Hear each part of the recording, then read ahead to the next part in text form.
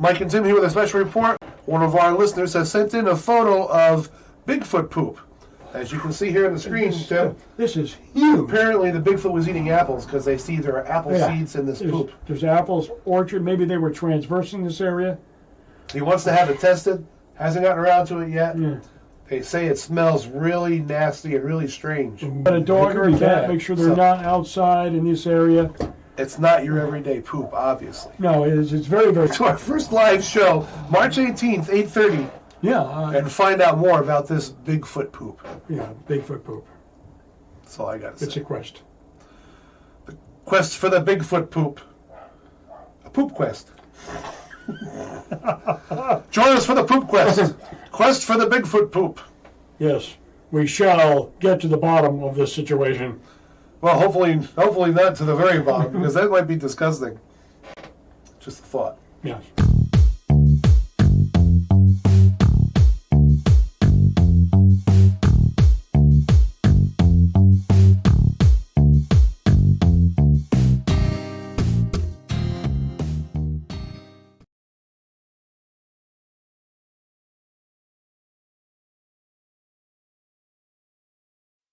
Hi there, friends. Especially want to welcome the Mike and Tim Show viewers.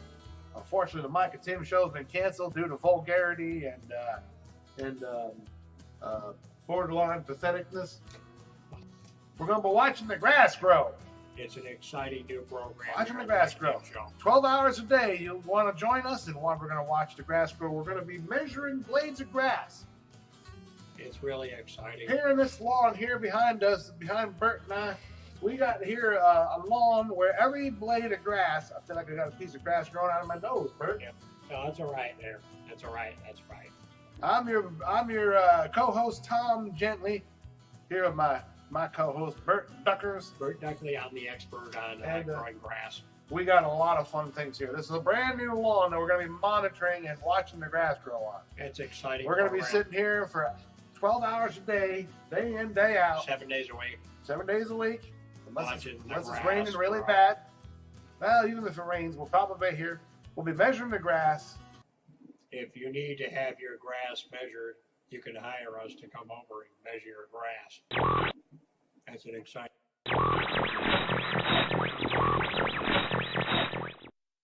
program. Something's happening. That's something new. Maybe it's an earthquake. What is this? Maybe the grass is growing a lot faster than we thought.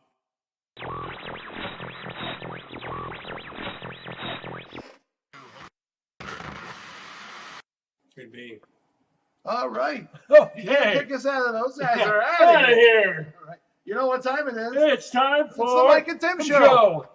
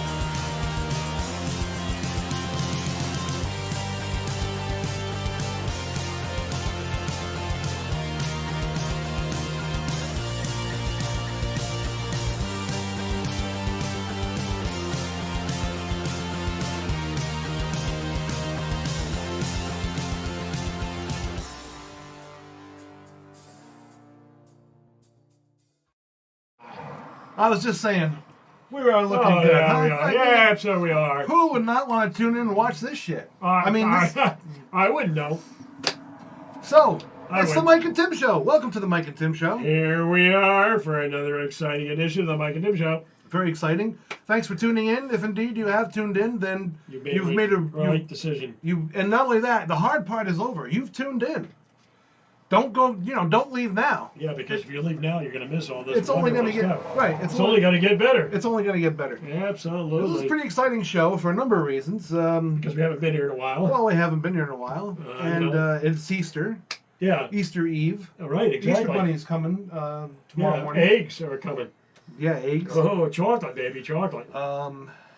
We're going to be talking about Easter. We're going to be talking about springtime, and it's also today is 420. Yeah, 420. For people who indulge in that chocolate high. That 420 thing. Yeah, you can do that with chocolate. Have you heard about that? Yeah, baby, you get some of that chocolate is a natural, aphrodisiac. Have you heard about that?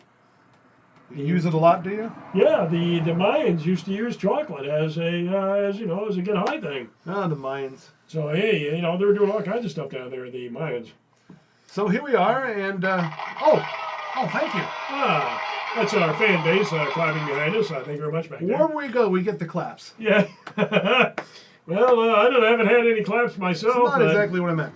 Not exactly the idea on the whole peripheral there. I just want to say something about the amazing subscribers we have. Oh, the good people. Viewers, the good people out there. In the world of the internet, which is great.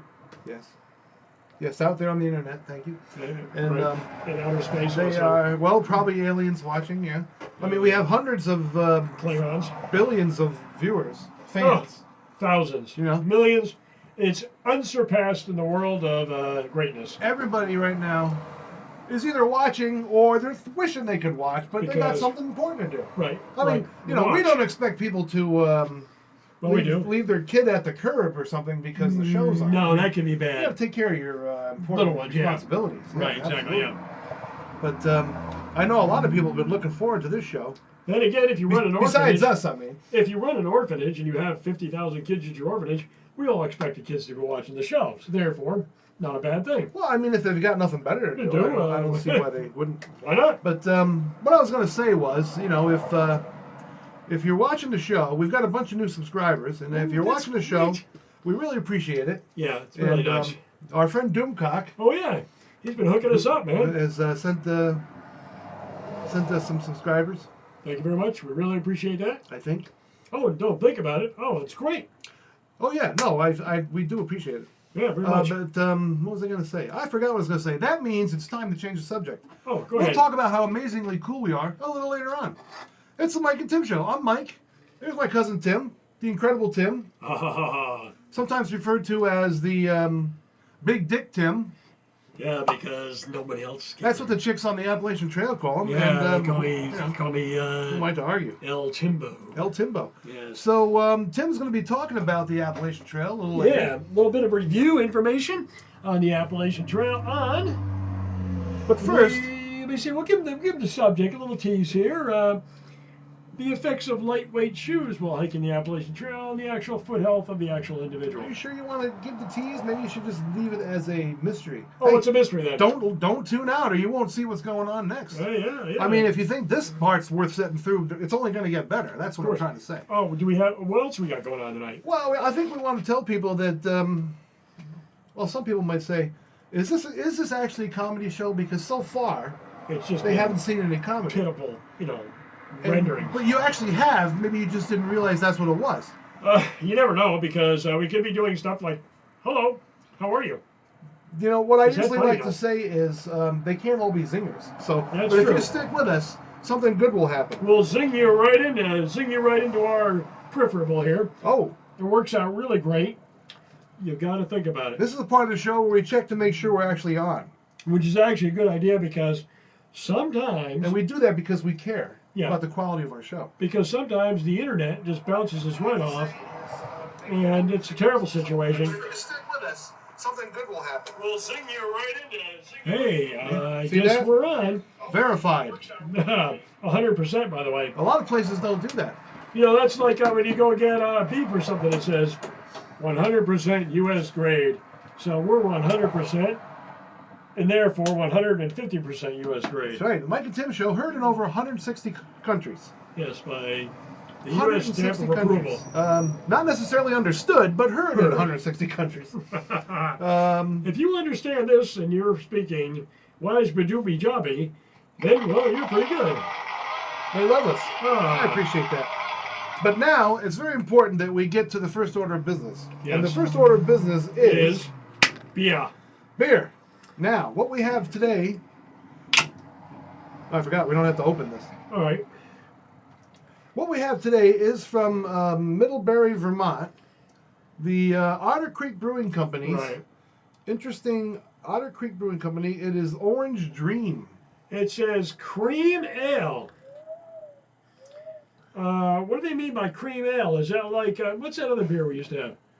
Cream ale. Jenny Cream Ale. Jenny Cream Ale. Which is a fine, inexpensive beer. Let me just say that. Okay, hold on a minute. You know, they don't give us the full details here on what's in the beer. I prefer 12-horse ale, though, for Jenny. Oh, yeah, I agree. It's a superior, concoction. brew. Yes. What about Black Label? Do you remember that years ago? Sort of. Yeah, I do. I probably got a can of it sitting home, never opened. 25 years ago, Black Label. So this is beer with added flavors.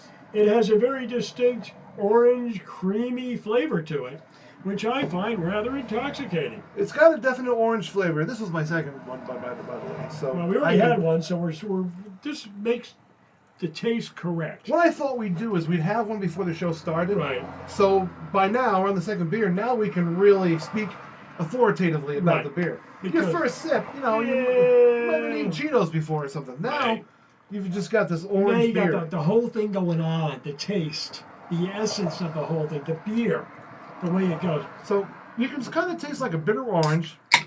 It's a little bit sweet, but it's not, I wouldn't say it's overly sweet.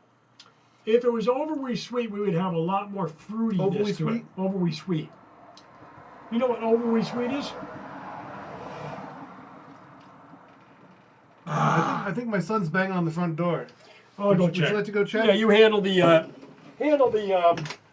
possibilities here. I told that kid to take the key with him. But what are you gonna do?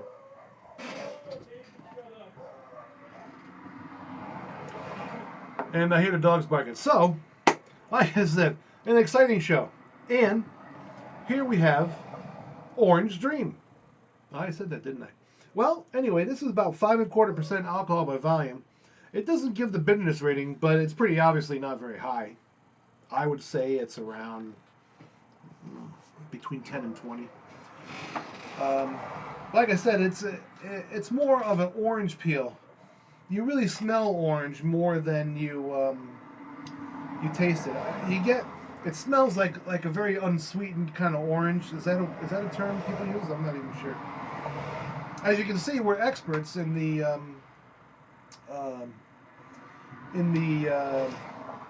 evaluation and reviewing of fermented products. Okay, we have another special report. What's going on? Had a let him in. Hello, son. Hey. I'm in the middle of the show. Hi. Where's your key? In a post. Everything all right? Yep.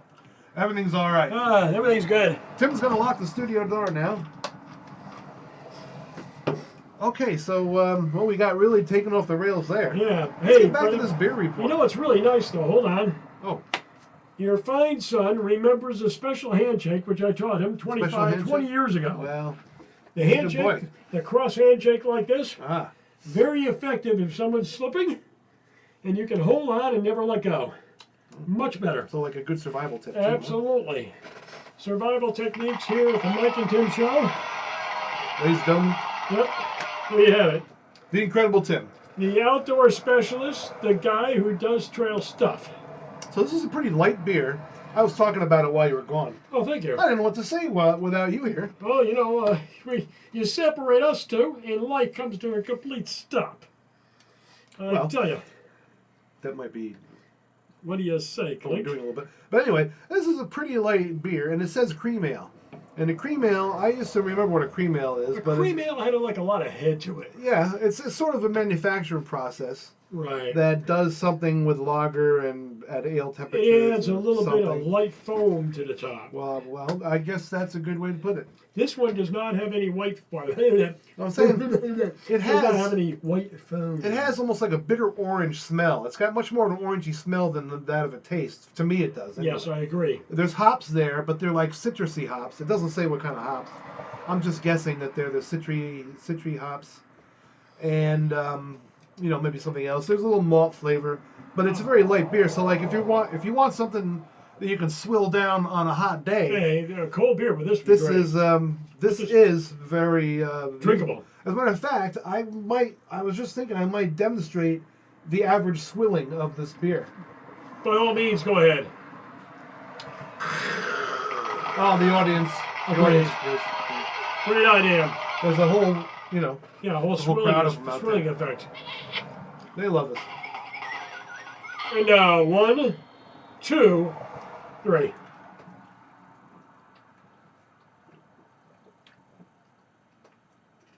Oh. Yeah. Oh. That was a good swill. Squeeze me. That was a very, very good swilling of the situation. Giving Tim some special signs. You know, it's funny. I used to work at a store, and what they used to do is they used to announce the afternoon numbers. Oh yeah, like okay, everybody, the sales today are pretty groovy. 605, 2108, whatever the hell it was. So you'd hear an announcement at 4 o'clock, and somebody would say, "Attention, the 4 o'clock is $13K." 13 grand. How wonderful. Or they'd say 1305, which meant $1,305, which I guess wasn't a lot. Yeah. But it's kind of funny because they always tried to say it in code. I used to like this. I used to like this kind at the store I used to work at. Security code, section 5. And which is a crock of shit, because there wasn't any. All these people are looking around. There was no security cameras. There was no section. And after a while, all the criminals that used to come in there, they were in tune to the security codes. And they'd all go, yeah, security section 5. What a crock of shit. Anyway. That's very interesting, Tim. Yeah, that was a bullshit scam. Yes, it certainly was. By the way, if you are when you get done watching this show, which hopefully will be at the end and not in the next 5 minutes, at the beginning, because you think, obviously. So that'd be a travesty of justice. People sitting there, holy shit, I can't take another hour of this shit. You fucking kidding me? Holy cow. So, in any case, if you want to get some more Mike and Tim, on our channel we have playlists. We have a new playlist called The Funniest and Best. Or the Best and Funniest, something like that. Yeah. And it's got like 10 bits in it, our 10 funniest bits, as recommended to me by other people. Because other people make the recommendation. They think it's funny. We might not necessarily would, but therefore they do. Therefore it's good. But as people might expect, we get a whole range of comments from your borderline pathetic to amazingly funny. Oh, I like the borderline pathetic one. Well, I figured let's shoot for a low bar, and then we won't get disappointed if we don't make it. Right? If we fuck it up, who cares? If we're better than borderline pathetic, we're thinking we're doing pretty good. Matter of fact, one of our dear listeners informed us that we were in fact borderline pathetic maybe a year ago. Thank you. And I let them know. I was like, well, that's exciting because we thought we were just plain pathetic. So now we've gone up a notch. We've taken a tenth of a turn. Yeah, we're on our way up, Tim. That's what counts. Exactly. It's not a huge rise, but the point is, up the deficit. We're going in this direction. Yeah. Well, look at it this way. You're either below the ground or you're crawling up out of the grave. And I think we were crawling up out of the grave, so therefore how pathetic. How incredible is that? The eloquent Tim here, folks. Thank you very much, folks. Eloquently stating his. I'm here with my, head. I'm almost done with this beer, and I've only got one left. Oh my God! Well, I've got like half a can. What am I going to do when my last beer's gone? You know what? You know what? We should come up with a whole new deal called recycling beer. You drink it, and then it actually goes through your system again. This way, you get to taste it twice. I think I've seen that in comics in a Playboy magazine a long time ago. Piss beer, the pause that refreshes. Yes. Drink it, piss it out, and drink it again. I'm a fussy beer person, though. Beer aficionado. I don't think I enjoy drinking beer that's been through my, especially my system. Yeah, if it goes through your mind, it's going to come up with all kinds of shit. Yeah, I don't know. I don't know where I've been. So I certainly don't want to drink anything that comes out of my situation. Hey, what about beer that's recycled from human waste? That's what I thought we were talking about. Well, yeah, but you got to get a lot of people to do it. Lots and lots of people go to this bar, or you go to like a beer convention, and everybody's taking a piss, and they collect it at the end of the day, and they recycle it for another beer. Well, that's what they do on the space station, Yeah. Everything is recycled. Right. And the same on the submarine. So how do you take break a piss. it down? Well, they use electrolysis. It's actually called electrolysis. They use electrical methods to chemically alter. Well, they do a bunch of things to pee, for instance. Right, yeah. And wastewater. But what they end up with is pure water. Now, how does that The thing work? is, Because if you have like some food... You're drinking water that came from other people's bladders. Even though there's nothing but hydrogen and oxygen in the water when you're drinking it. It's still hydrogen and oxygen that have been through somebody's bladders. But look at it this way. Maybe your own. What if Just a thought. they had like some sort of like blueberry dinner for like a week, and they couldn't get the blue out of the freaking water? The blue out of the pee. Yeah, the blue out of the pee. It turns yellow, it gets rehydrated or Everybody's whatever. pissing blue. And so therefore all the water's blue, everything's freaking blue. So everybody's drinking grape Kool-Aid for a week. Oh my God, that would be absolutely disgusting. I don't think it works that way, but it is funny to think about. Yeah. Hey, would you fill me up on some of that blue water there? It's made from urine and liquid extracted from excrement. Yes. Try some. Try some. Oh, yeah, but think about hey, just think if you went down to your local beer store and they got a big sign up, excrement beer. The shit that works. Absolutely. As a matter of fact, there you go. we have some, where the hell is it? Where's your rabbit? What are you looking at here? Oh, I'm on the wrong screen, maybe. Oh my God! Oh my God! This is bad. Oh, here we go. The rabbit. All right, so we'll come back to this. Apparently, I don't know where that window is. I have a window. Oh, here it is. Oh, here we go. Hey, they all like these. Oh, here we go. Let's now. This is where we're going to demonstrate our prowess on the show, as far as. Oops, no, that's the wrong one.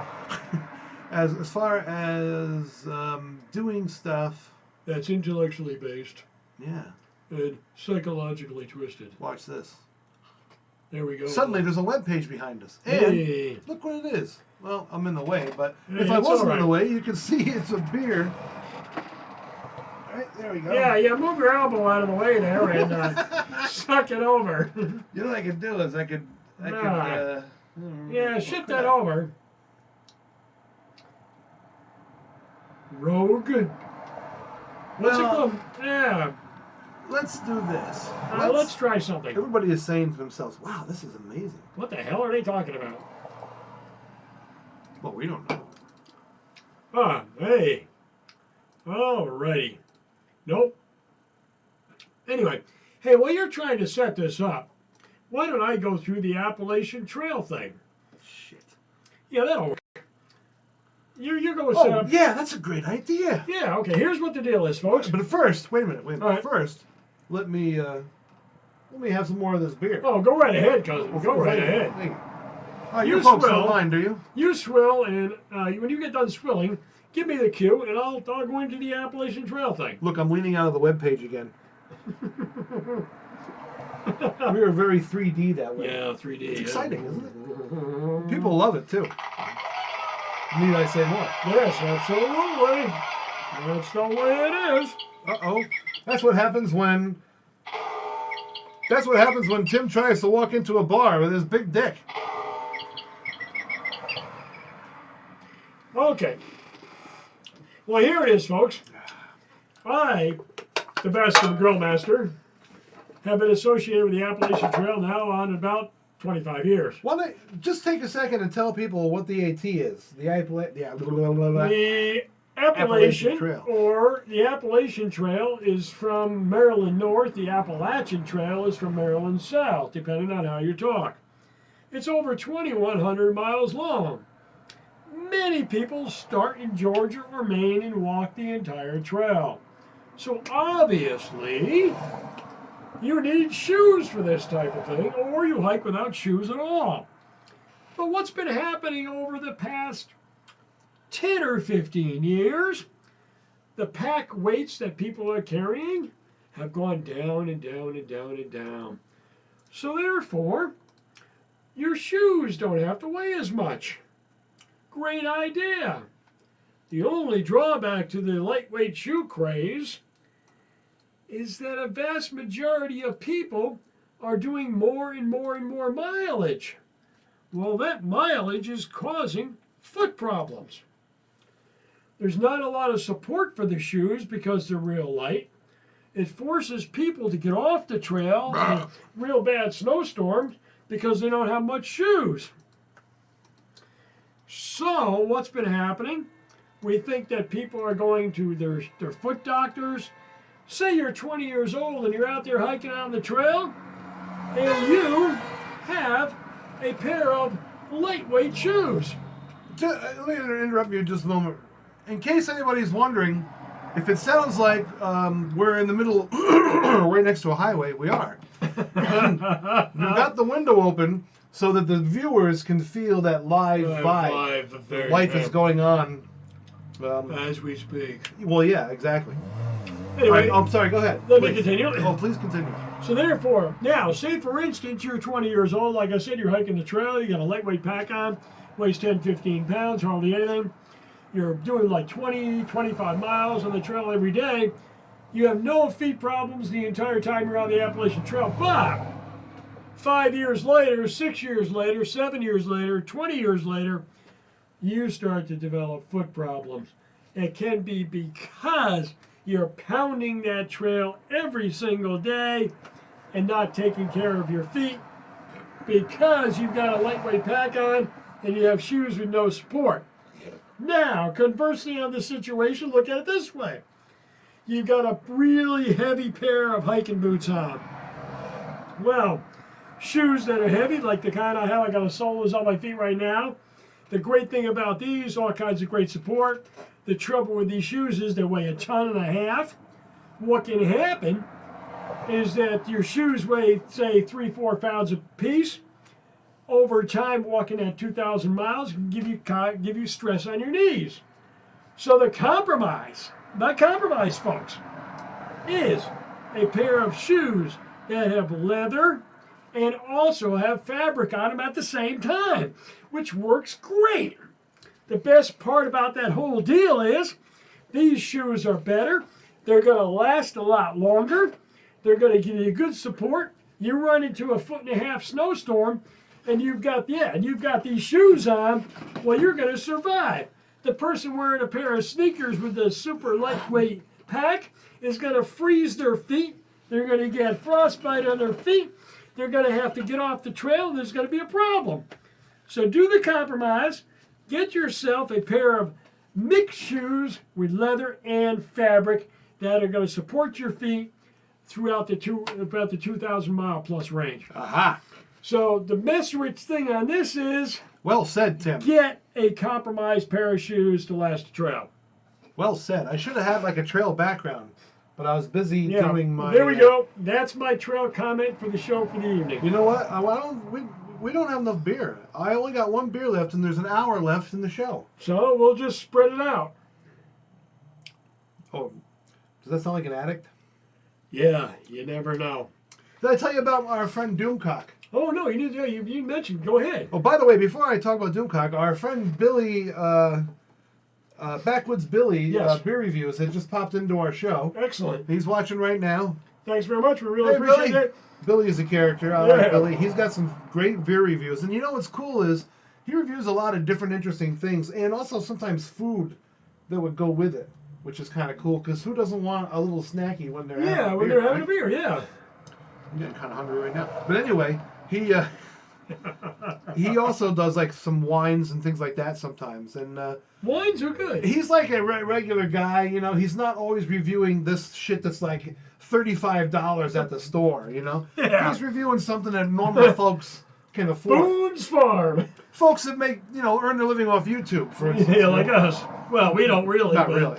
You know, if we could if we could make if we could make a living off of YouTube, there'd be something seriously wrong with YouTube. If we were relying on YouTube, we wouldn't be able to afford this. No, we could afford ramens at a discount. Let's put it that way. Look at this interesting thing that it comes with to hold it. I guess this is like anti-dolphin. What? Dolphin safe. You know, they were saying that fish were getting caught up on the thing. Yeah. Maybe this is dolphin safe. Yeah, dolphin, by the way, not dolphin. When's the last time you heard of a dolphin?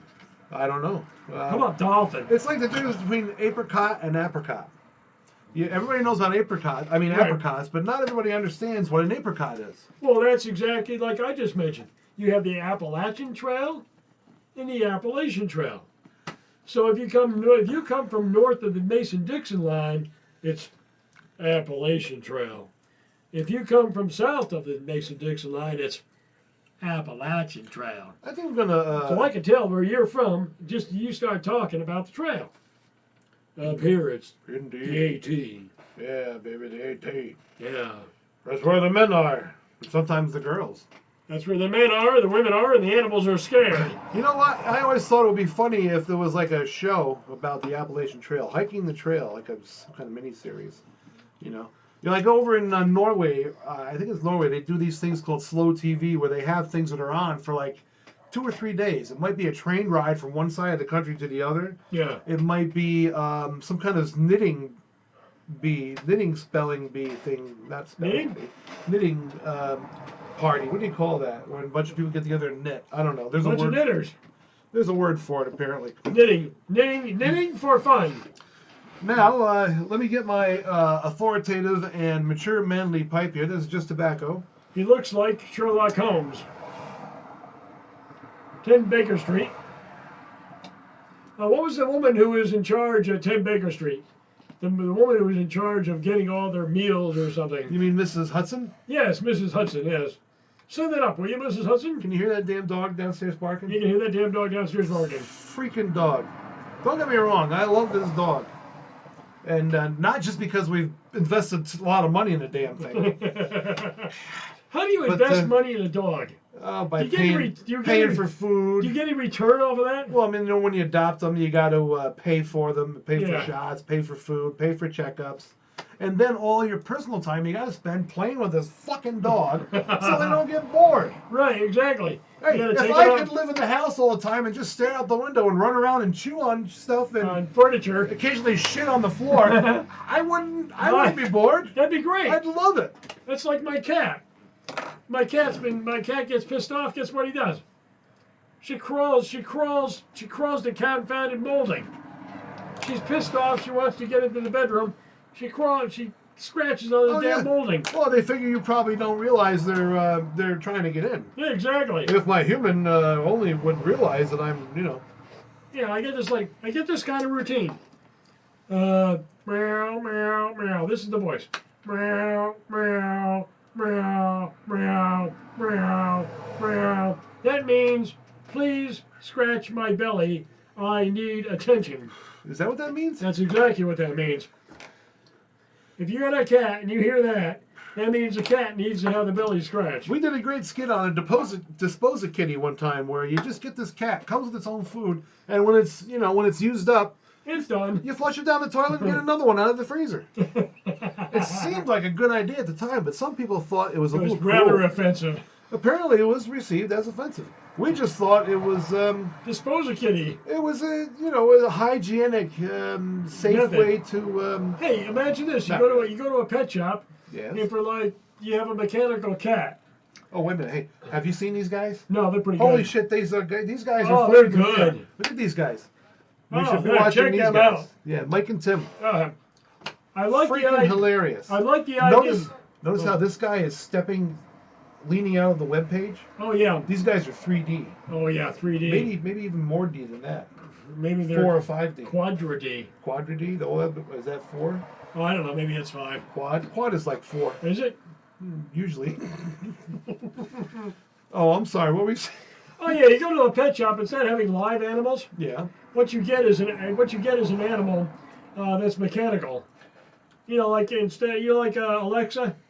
Alexa, play me radio station. How about Alexa, get me a dog? And they order a dog, and a little box comes. You pump it up full of air, and it's a little dog inside. And when you don't want the dog, you take the air out of the damn dog. You just let the air out. That's Then when you want the dog, you pump it full of air, and it runs around, acts like a regular dog. your commentary is compelling. Yeah. Then when you don't want the dog, you just take the air out of it. You know, it's called inflate dog. Let me just say this. Well, let me just say this. Yeah. But before I say that, let me say this. It's like this. Oh yeah, I'm gonna drink this beer now as opposed to waiting a while. Yeah, it's much better. I think that's what I'm gonna do. And I think you might, or you can take it home with you, of course. I get it to work tomorrow. Tim works on the other side of town, so obviously, Tim can't just get trashed like I can here. No. Pay attention, kids. Because you might have to take this on a test Monday morning in school. Don't try this at home. It's highly unethical. What were you talking about? I don't know. Oh, all right, good. So what we're going to do now is go to our strange beers. And now see what we've done magically through the power of magical webcam type things. Okay, what do we have here? So these are some 10 weird beers. So here is Rogue Beard Beer. Yeah, okay. And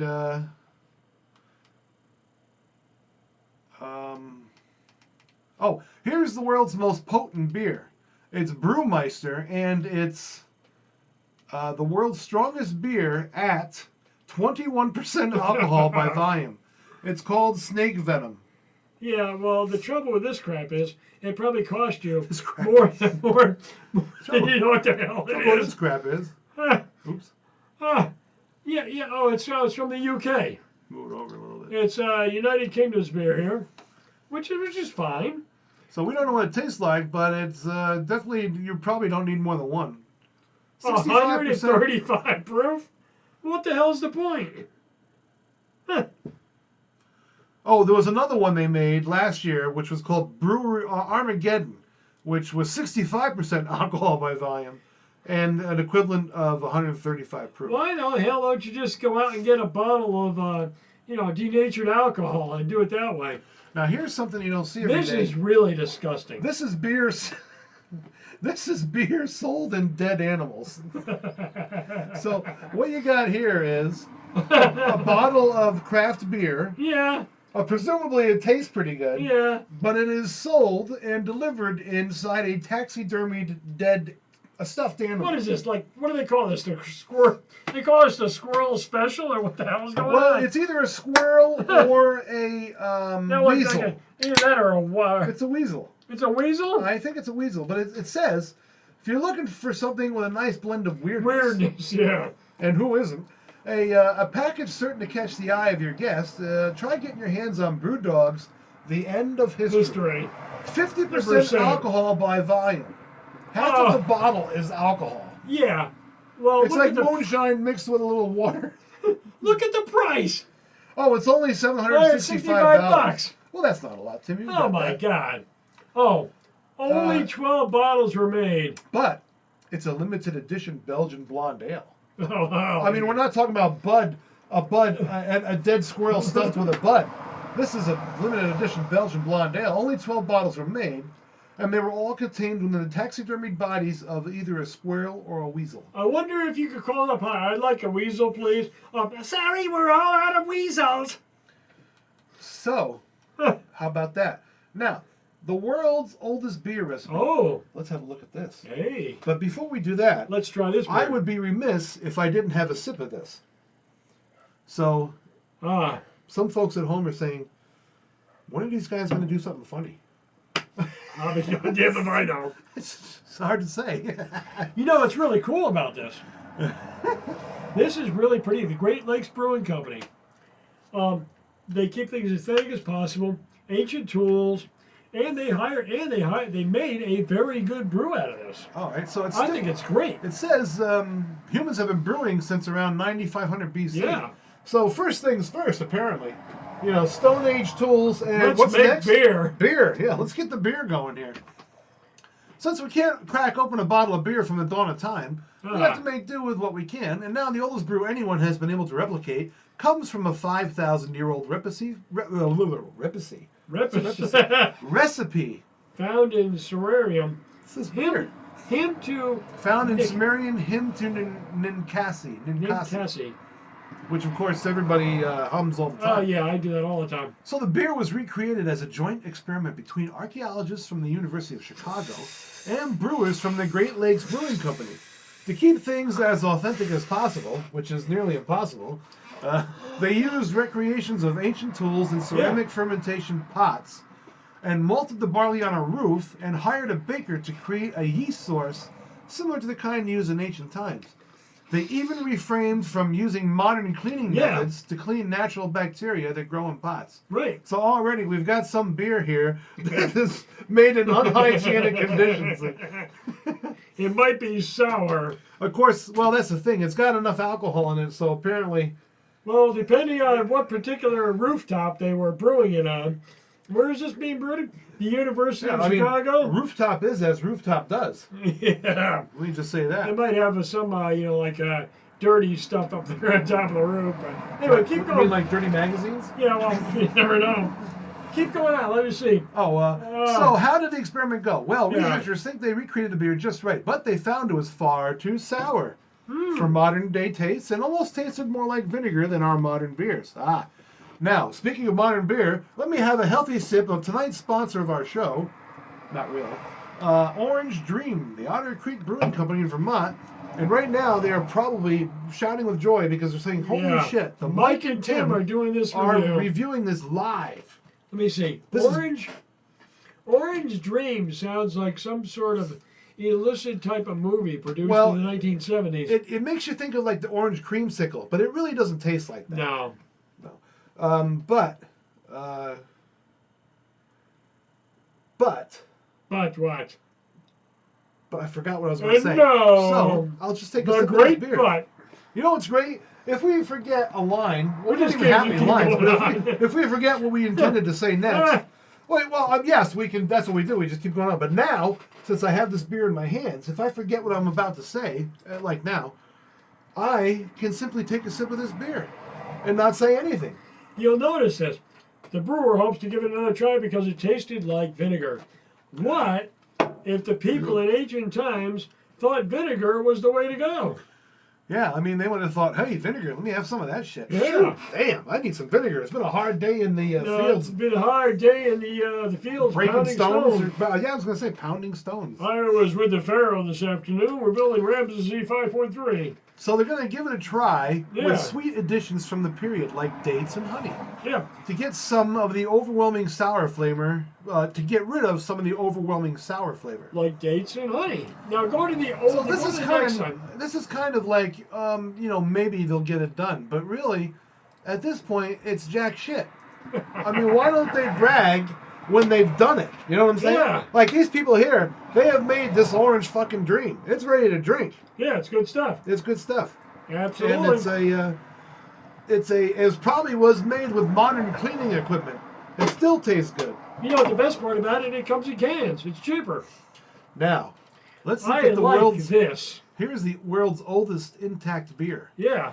Ancient brews that might not be all that appealing to modern taste. What about 200-year-old beers? Now, that's great. After five bottles of beer were discovered in a shipwreck back in 2011. We take one down, we get into the ship, we take it up, we try it. Okay, right. Four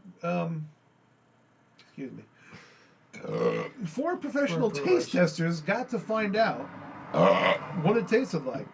Now, the shipwreck was dated to the early 1800s, and unsurprisingly, the testers found the beer to taste very old.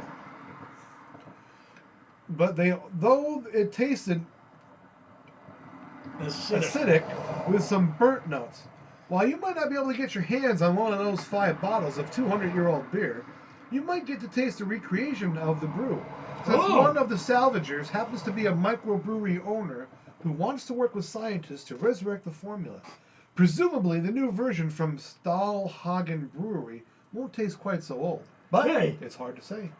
You know what we should, for the next show, I think we should try getting a hold of Stahlhagen beer. I think that would be great. Now here's one of these weird yeast beers. Remember last year we did a video about a beer that was made with bacteria from a woman's vagina. It was a famous model. Apparently that makes it okay if it's a famous model. But anyway. Who the hell wants that? Here is another one of those type of beers, but instead of a vagina, we have something called beard beer. Ladies and gentlemen, I give you the beard beer. Rogue's Beard Beer, which they covered back in September. The beard of the brewmaster. The beer is created thanks to a beard. The beard of the company's brewmaster, John Mayer. They were looking for a new source of yeast when somebody joked that his beard might be a perfect place to grow yeast. Sure enough, the beard can grow yeast. And quite great yeast. In fact, created from over 15,000 brews, Mayer happened to be present for. Presumably the beard just sort of migrated into his beard and took up residence, kind of like lice, except not as itchy. What's that, like they brewed his pubes? Well, I mean, my God. Yeah, I'm sure there's some yeasty things going on between his legs, too, but does anybody really want to drink a beer made out of that? Why does somebody want a beard beer? Why does somebody want this? There are so many good beers around, from these kind of fruity things. Well, look at it this way. Strong stouts. Can you imagine this guy going home to his family? Hey, kids, check on the news. I can't cut my beard here for the next 6 months because I got this crap growing inside my beer here, and you notice kind of yellow and purplish colors. And I just got a feeling he might be a bachelor. It's just a feeling. Yeah, I can't see him going home to his wife and kids going, well, got this crap growing on here. Can't have sex for a month and a half. I don't want to, impurate my beard here.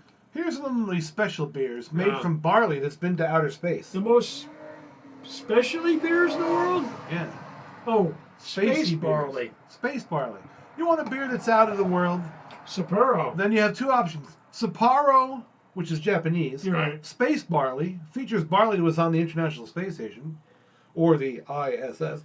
The 2009 limited edition beer was released in 256 packs that sold for about $100 each. That's not so bad when you really think about it. Proceeds were used to support science. Yeah, that's a good idea. Yeah, it's a lot better than paying $765 for a dead squirrel with a bottle of beer sticking out of its mouth. Holy shit. Hey, when's the last time you Besides, you can get that anywhere. Yeah, you can get a roadkill squirrel out here, shove a bottle up his ass. Yeah, just drive down the road any day of the week and pick up a dead squirrel that's got run over. A roadkill squirrel. Shove a can of Bud in his mouth, and hey, whoa, you're all set. Hey, you want a can of Bud up the ass of a squirrel? Well, here, suck on this roadkill. That's exciting. Holy God. The chat room is filling up. Somebody just asked a question. They said, is it wrong to give adults candy at Christmas? Chocolate penises or chocolate boobs? As far as I'm concerned, you can give me any kind of boobs you want, chocolate otherwise. Someone else asked, is it racist to give a white girl, for instance, a chocolate dick? I don't see why not. Should they be given a vice versa? Who the hell cares? Dick? Who the hell cares? And other people are saying just asking that question in itself is actually racist. We don't pretend to know what the answer is. When's the last time you had some? Just don't give kids these things. That's right? Yeah. That's a little weird. Well, you know, there's lots of the questionable sex shops out there. Questionable. That'll give you all kinds of kinky chocolate things for your, powers that be. That makes me want to have a drink. Hey, honey, you want to? I wonder what time it is. You It's wanna 20 lick- after 9. you wanna If you lick- live in the East Coast, it is 9:21. If you have to let your dog out to go do something or something Yeah. like that. That's Honey. another service we provide. Live Yeah. show. I wouldn't mind myself, having some sort of rather young, vivacious lady who decided that I bet you wouldn't.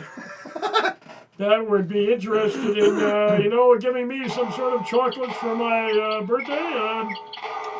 I could be really interested in that prospect. Wouldn't mind sucking some chocolate off. Ladies and gentlemen, the incredible Tim. Anybody Live out there is in person? interested in chocolate sucking, give me a call. Well, there you go. And on that note, I like the white rabbit. here's a beer that has dust from lunar meteorites. Here's a beer that has been pre-digested by elephants. Why, you want to do elephant shit? Now here's something you don't see every day. A beer that's been pre-digested by elephants. Yeah, what's it? What's this, a shank fallen? I am not drinking this beer. Okay, wait a minute. Actually, the beer itself hasn't been digested yet. It's yeah. really only the coffee beans that were used in a special coffee known as black ivory. Rather than using civets to digest the coffee beans before they are processed, this coffee uses elephants. Then, once the elephants poop out the beans, it's made into coffee. And at that point, the coffee is brewed into Sankt Gallons Unco no Kuro. Reviewers say it is actually quite delicious with a strong bitter taste. Well, anything that comes out of an elephant's ass, I would expect to have a strong bitter taste, Yeah. But surprisingly followed by a wave of sweetness and a mellow body. Yeah, here's the deal. What they don't tell you about that beer is the number of diseases that the reviewers got from drinking this shit. What the hell is this shit? This label, there's an elephant on one side, a mug of beer on the other side. Yeah, no, they show you the There's an progression. Atari controller here. Yeah. This is... I wonder if they have to follow the elephants around at the zoo, but they, for like, say, a month and a half, all the elephants get are beans to eat. And they go around and scrape it up. I stopped reading at strong bitter taste. Of course it tastes like shit. It just came out of an elephant's ass. Oh my god. Oh, wait a minute. Unfortunately, limited edition bottles were only sold a what? A most child-friendly beer. The most child-friendly beer. What are you fucking kidding me? Hello Kitty has a series of fruit-flavored brews Really? adorned with a cute mascot. Oh, for the love They of come with Christ. sweet flavors like peach, passion fruit, banana. Oh, that's disgusting. Well, there's pizza beer, maple bacon coffee porter, voodoo donut chocolate peanut Rocky banana ale. Mountain oyster stouts? What are you for kids? Yes, that's right. Rocky Mountain Oyster Stout. Beer from bull testicles. Really? 3 per barrel. Oh, to free. be precise. Three of them per barrel. That's important because who the hell wants, beer with only 1 ball per barrel? 1 ball per barrel ain't enough for me. One might sound good. Oh, every barrel, has a ball, a bull ball in it. Who the hell That's not wants enough. that? Obviously not enough. What, you Oyster got Stout. 1 ball per barrel? That's not going to do it. Here's an oyster stout, which is a different kind of oyster. It's brewed with actual oysters shucked directly into the brew tank for that silky, salty finish. That might not be bad. Something fishy about this beer, if you ask me. Here's coconut curry. Well, no, is that a wheat bison? It's a half Weizen. Yeah, it's a half wheat. Half bison. Here's a few others. Mr. Twit's Odious Ale. Interesting title. Yeah, but what's it made of? Who cares? It's by a 40-foot brewery. They use yeast from the author's chair. That's disgusting. Oh, what if he's got diarrhea? If you ever wondered what the far stretches of the galaxy might taste like, Celeste Jewel by Dogfish Head might have the answer with the meteorite beer. It's spacey ale made with dust from lunar meteorites. That must be fucking expensive. It's out of this world. Oh, be damned. They can use that for free, by the way. Yeah. I wrote that, but here's oyster stout. Big Ass Money Stout by Evil Twin. Snake Venom, we saw that before. Yeah. Piss. Oh, here you go. Nerd. Yep, here we go. Nerd. Your piss is used to make this beer. There it is. If you attended the Denmark's Roskilde Music Festival in 2015, then your pee was likely used to make beer. There you go. Over 50,000 gallons of the most discriminating pee from the festival was collected and used to fertilize malted barley that was then harvested and turned into Pilsner, the world's first beer made with human pee. Made in partnership with the Danish government, which sounds kind of odd. Pilsner calls their unique process beer cycling and hopes to show brewers new ways to be sustainable. Oh, what if they started using shit? Oh, here's beer made out of water that was once in a toilet. Oh, God. But it's 100% safe. Yeah, they don't talk about the people who are dying of this goddamn stuff. Ghostface. Ghostface Killer by Twisted Pine. With the goal of making the spiciest beer in the world, Twisted Pine's Ghostface Killer uses 6 different kinds of ultra-hot peppers, including one of the world's spiciest, the ghost pepper. Yeah, that's probably okay. There's no way in hell. Here's my favorite coming up. The Icelandic beer uses sheep-done smoked whale testicles. I was going to say, I'm allergic to whale testicles, which is why I'm sneezing. Sheep dung smoked whale testicle, yes. This Icelandic beer uses dung smoked whale testicles. Yes, folks, we said whale testicles. And the seasonal Icelandic brew uses 3 testicles per tank. They always like to let you know how many balls are in there. When you shake it up, do you have to shake it up? You shake it up and they float up and down? Oh, man. Yes, anyway, it's meant to be enjoyed along with such equally suspect sounding delicacies as cured sheephead and rotten shark. Do you enjoy rotten fish, Tim? Is that something that people drink? When's the last time you folks had rotten fish in your beer? Holy macaroni. Oh, they're disgusting. There's a birdie. Anyway, that's sheep dung, bull balls, shit, piss, and anything else you could think. Elephant dung or elephant shit. Anything else you could possibly imagine. They're sticking in beer now, and you are going to buy this stuff and drink it for $100 a 6-pack. And are you out of your fucking mind or what? Listen, you know, a lot of folks on YouTube, they like to have this thing where they raise money, GoFundMe and that kind of thing. Yeah. So if you really have the urge to buy one of these ridiculously disgusting beers, that you might be better served to give us that money. Right, as opposed to coming down with some biological disease that you can't figure out what the hell it is. Well said, well said. Hey, you know what it is? We've actually been going along so probaciously, incredibly that we got to take a little break, and we're going to play some of our funny shit. All right, good idea. I'm not even sure what this bit is, but I know it's a funny bit because I picked it out. Hang on a minute. When's the last time you had elephantitis? You probably can get that from this goddamn beer. Elephant digested the beer. Don't drink that stuff from recycled piss. There's nothing like coffee beans that have been through an elephant's ass. I mean, I don't know why anybody would want that. Hey. How come Dunkin' Donuts hasn't jumped on this shit? Yeah, right, exactly. Yeah, coffee beans from an elephant's ass. Maybe it's not so cool after all. Coffee beans from an elephant's ass. All right, so get it at Dunkin' Donuts. We got to take a break now. Doesn't last. Got to recharge Tim, and I'm going to. Let's play some of our famous bits here at the Mike and Tim Show. That's right. Don't go away now. We'll be right back. If you are mentally disturbed, morally corrupt. Say if you sat through all this crap, welcome to more stuff. Hell, you might as well stay. After this. Yeah, there'll be more nonsense just like this. We'll maybe a Coming little bit better. Right up.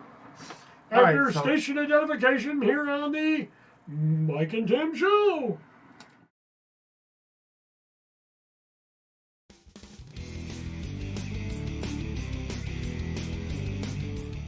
All these flat earth people out there. Yep. How come 1 or 2 of them haven't had their GPS drive them to the edge? You know what I mean? Yeah, well, think about that. Seems like something you would do. Seems like something you would want to do. Why don't the flat Earth people have a convention? Yeah. On the round Earth. Yeah.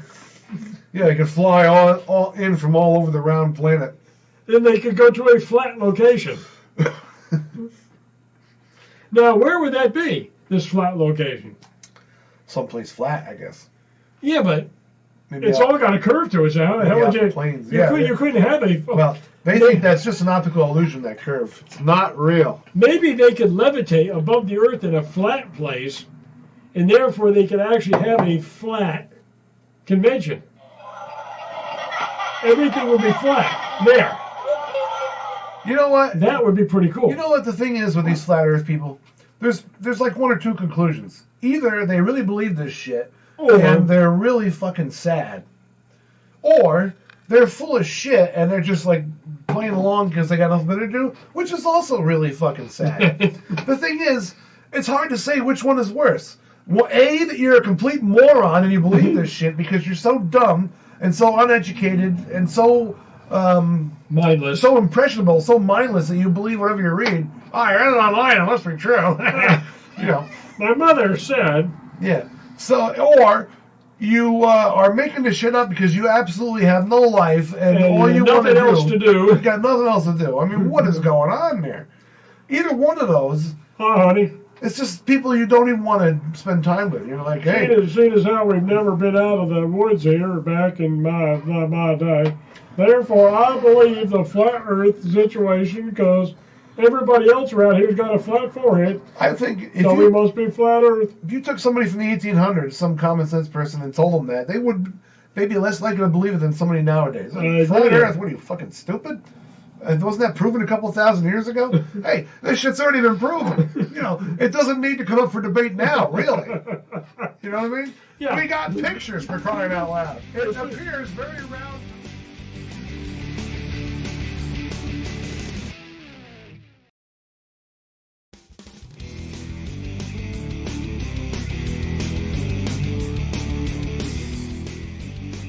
Let's talk about the top 5 most awful pieces of artwork. Yeah, good. All right. If you could call them artwork. If you could call them artwork. Now, here we go. Now, this is from a couple web pages, but I'm going to give them my own numbers because I don't necessarily agree with the order they have here, but they do have some points. Right. Now, this is good. Here is New York City Garbage Cube. It's an acrylic cube filled with trash from the Big Apple. Oh, Christ. They are considered modern pieces of art, and they sell for $50 to $100. Yeah, but what would happen? So you got one. So you order. Let's order one of these. Just for the hell of it, we'll fake order one of them, and then we'll see what they're filled with. Can you imagine the disgusting garbage that's in one of these things? What if it's some crap? You know, what is it? Some crap, some disgusting shit that's scraped up from the city of New York called artwork. Who the hell want to buy that? Maybe it's some prophylactics scraped up from the city around Times Square where the old sleazy motels used to be and those peep shows that they had during the 70s, and it's a reminiscence of that shit in some sort of plexiglass container. To me, that's not good. Okay, so anyway, let's move along to this picture here. Here's another example of some really useless artwork. This is a picture which is titled The Holy Virgin Mary. And it depicts the Virgin Mary, sort of, composed of elephant dung and pages from pornographic magazines. The Catholics will love this. While some consider this a bold statement, others rightly consider it probably a complete waste of time and garbage. Well, elephant dung. At least they're being environmentally considerate when they're actually doing this. You know, this is so timely because obviously everybody nowadays is using elephant dung for so many things, including award-winning paintings. Now, just think about elephant dung. What would happen if Starbucks started using elephant dung in some of their coffees? You go into Starbucks and go, "Hi, I'd like some elephant dung, please. Could I have elephant dung in my coffee?" I don't know how that would work, but here's another one. Here's Jackson. We talked about this before. Now, when I first looked at this, I thought it was a picture of a bramble on the ground. Right. But a closer examination reveals that it's just somebody going like this with paint. No, actually not. That's It's what not. that's what it says it is. No, they actually what this guy did. He took all these paint cans, put holes in the bottom of them, and he dripped the stuff all over top of Kansas.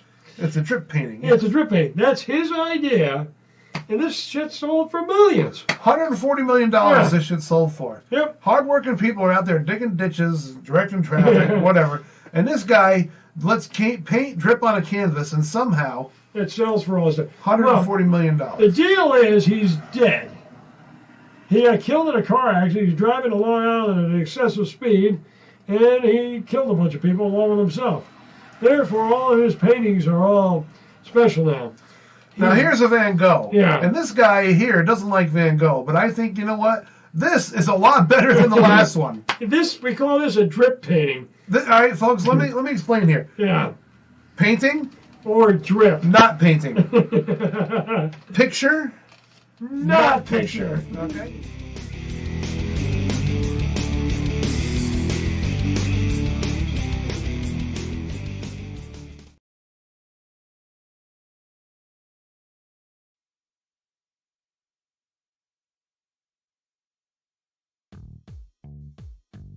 To bring it to you folks. Yeah. To give you what The essence of what we do what you've been pining for. years. You probably don't know it yet, but, You're doing this nonetheless. but yeah, you'll. This is exactly the way this works. So anyway, this is a picture of a bull. Where is it from? And well, it's from France, in the Lascaux caves in Oh. France, and it's some 18,000 years old, maybe a little older. Somebody's in there. There's a bunch of people. They've recently found, I have to slide over here a little bit, they've Oh. recently found that there are bull balls painted under all these bulls. Yes. Yeah, there they are, right there. Over to your, keep going. Don't point forward, Tim, because Yeah. people can't see that. See, there is the so-called bull's balls. I think I got them right there. Yeah, you got them. I'm not touching them, mind you. No, don't touch them to the balls. I don't, I mean, that's, No, that doesn't work. But, No prairie oysters in this particular situation. But the man who discovered them is a guy who raises bulls for the prairie oyster business. In France. No, he's an American. He's got a Texas ranch. He was just in France. Oh, I see. And he went in there and he immediately saw them. He goes, "Hey, those are prairie oysters. I know what those are. I see them all the time." He probably said, let's pull them off the wall and try and sell them. We don't have the video of him here, unfortunately, but he did say how it was just, he goes, "Oh, walking around in there was making me hungry." Because he could just see them having a plate. And he thinks that the whole thing with all these bulls being drawn in here was just because of the oysters, the prairie oysters. Really? Yeah, they love them. Real. The prehistoric man said, hey, we got to get ourselves a set of those. But you know what I say? Yeah, what do you say? I say that's nuts.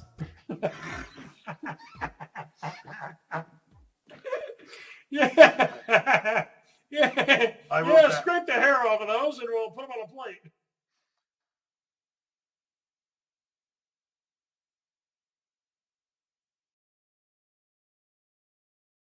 And here we are. Hey, Are we we're here? back. Yes, we are. Hello. Hello. All right. Stay quiet for a second. I want to hear. Oh, good. There we are. All right. So at this point, folks are saying, "What the hell is this? What are they talking about? What is the point of this show?" Well, there is no point. That's the whole idea. Yeah, there isn't necessarily any Heavy-duty point. heavy-duty point. Yeah, it's kind of like Seinfeld, the show about nothing. The show about nothing because nothing is funny, therefore it's good. So at this point, what we like to do is, one of the things we like to do is, actually, you just saw some funny bits by us, and we'd like to point out that we are indeed very funny, and by now you obviously know. I've seen the definite. What do we have here? Is this going to come up? We have a little bit of a thing. There it is. Oh my God! So there, we found this picture of the Easter Bunny getting high. Yeah. I don't know how the kids are gonna feel about this because When's the last He's time? he's always sort of been viewed as a very innocent kind of figure. Well, look at this. But here he is with torching, unless he rolls his own cigarettes. I suppose it could be tobacco, but it sure looks like he's smoking a joint. Hey, look at it this way. There's two kinds of Easter bunnies. There's the chocolate Easter bunny. There's the white chocolate Easter bunny. And then there's the stoned Easter bunny. Which one would you like come knocking at your door? You know, they do give you that Easter grass. Maybe he's associated with Easter grass somehow. So, Hey, let me hear a couple of reminiscences of Easter. Look at it this way. I can remember we would go down to my grandparents' house on Easter. We would find the Easter eggs scattered all over the yard, outside, in the house. And the ultimate prize was the white Easter bunny. And we used to suck down that chocolate. I'd have a great big Easter bunny about a foot high, and that bloody freaking thing would be gone in a week. So here is a picture that'll piss off the Catholics. Oh, the hell do it. Probably a lot of other people too. Yeah. Apparently, here's Jesus holding on to a what appears to be a modestly priced bong. Not one of those giant ones with all the tubes coming off. Nothing ostentatious. Which the 12 disciples are not doing that, that's for sure. And it looks like a glass pipe over here. Yeah. So... Yeah, I'm not too into that. Looks like your ad blocker's on. That's right. And we're not going to turn it off either. Yeah. Asshole. Yeah. Oh, here's somebody else. We noticed you're blocking ads. Oh, tough shit. Fuck you. Yeah. Oh. Boy, we told them where the bear shit in the buckwheat, didn't we? Absolutely. Here's the other thing we'd like to comment on. I don't know if you're into this or not, but... Probably not. You know, Juan Valdez, that guy with the coffee, you know, from years ago? Hang on, there's a stink bug. Oh, it's crawling gonna kill up the my son wall. of a bitch. I'm going to kill this son of a bitch. For those of you who live in other parts of the not the Northeast, these stink bugs are getting to be a real jackass. An invasive species from... Who the hell knows where? From Asia. Not the Asians' fault. Let me just point that out. Nothing against Asians. We know you didn't send them over on purpose. Anyway. Or did they? You never know. But anyway. Anyway, we wanted to go into the political realm here a little bit. So here's my comment on Juan Valdez. Oh, by the way, let me just say this. This is good TV because very few live shows would somebody be comfortable enough to break out of their role for a minute and kill a bug. That's what you get with the Mike and Tim show that you don't get with reruns of Maude or... You're not going to be spraying Raid on the bugs during the show. You know, Jeopardy. We kill them immediately. I'm sorry, okay, so what were you going to say? Anyway, Juan Valdez. Remember the old Juan Valdez ads? No. The guy with the jackass and he's running around collecting the coffee beans in South America. Well, what happened to Juan Valdez was the coffee industry took a fucking nosedive. And him and 49,000 other of his compadres all across the border in Mexico, they stuck under the wire. They're now living in Nancy Pelosi's backyard, shitting all over the place. And, well, there you have my political commentary for the evening. That was a political commentary by Tim. Thank you very much. We will now move on to another segment. Tune in next show when Tim will give another political commentary. When Nancy Pelosi will be... And having a reverse orgasm on the... Oh, never mind. Okay, so here we are on Smoking Gun. We're going to play the exciting fun time show called Mugshot Matchup, where we look at actual mugshots of honest, hardworking, but yet somehow suspicious Americans who have been accused of a crime. And we'll try to match the mugshot with the, in this case, with what they did, the crime. Accused. Match the crime with the accused. Now, Tim and I always like to point out, actually, we don't always point out, but we should, that all these people are actually innocent until proven guilty. All of these folks could be innocent. They may not, despite the view of them, you know, they may have done nothing wrong. And but 9 times out of 10, they're... Yeah, they probably did. They're probably fucking guilty. I mean, let's face it. Just think about the way you we said don't that. know for sure. They're probably fucking guilty. That means they were doing it on the street corner with somebody they shouldn't have been there for. They're probably guilty as charged. So I'm going to... bring this up. Yeah, I'm going to stretch this shit out. And Mike and I are going to guess and see exactly what the story is. Let's progress on to this particular segment. But first I have to do something, which should only take a couple seconds. Fart. Okay, so here we are there we are. with our contestants. Now, And the price is right. now these folks, contestants on the Mike and Tim Show mugshot matchup, they get we put them up at the Hotel Carlo, which is a 1-star hotel that's really nice, guaranteed bed bugs. And assorted other crap on the floor. Bed bugs come at no extra charge, by the way. There could be some sticky substance on the floor. You're not exactly sure exactly what it is. But we wouldn't touch it. And the TV gets all two channels. 13 and 1. In one, yeah. Sesame Street, and that's it. Okay, so the problem here is, Tim, that you're kind of in the way, and so am I. These poor people can't see the screen. But if I scroll up like this, they can see. Oh, wait a minute. We just might have figured this out. Man, we are so good. So here we have a fellow. You know what I'll do? I'll just move it. Yeah. Move it as we go. There we go. Ladies and gentlemen. Right. Look at this. This is how we solve problems. Most shows would need a producer and some stupid technician. What the hell is wrong with this guy? Holy Jesus macaroni. It does seem as if something is wrong with him, doesn't it? Yeah.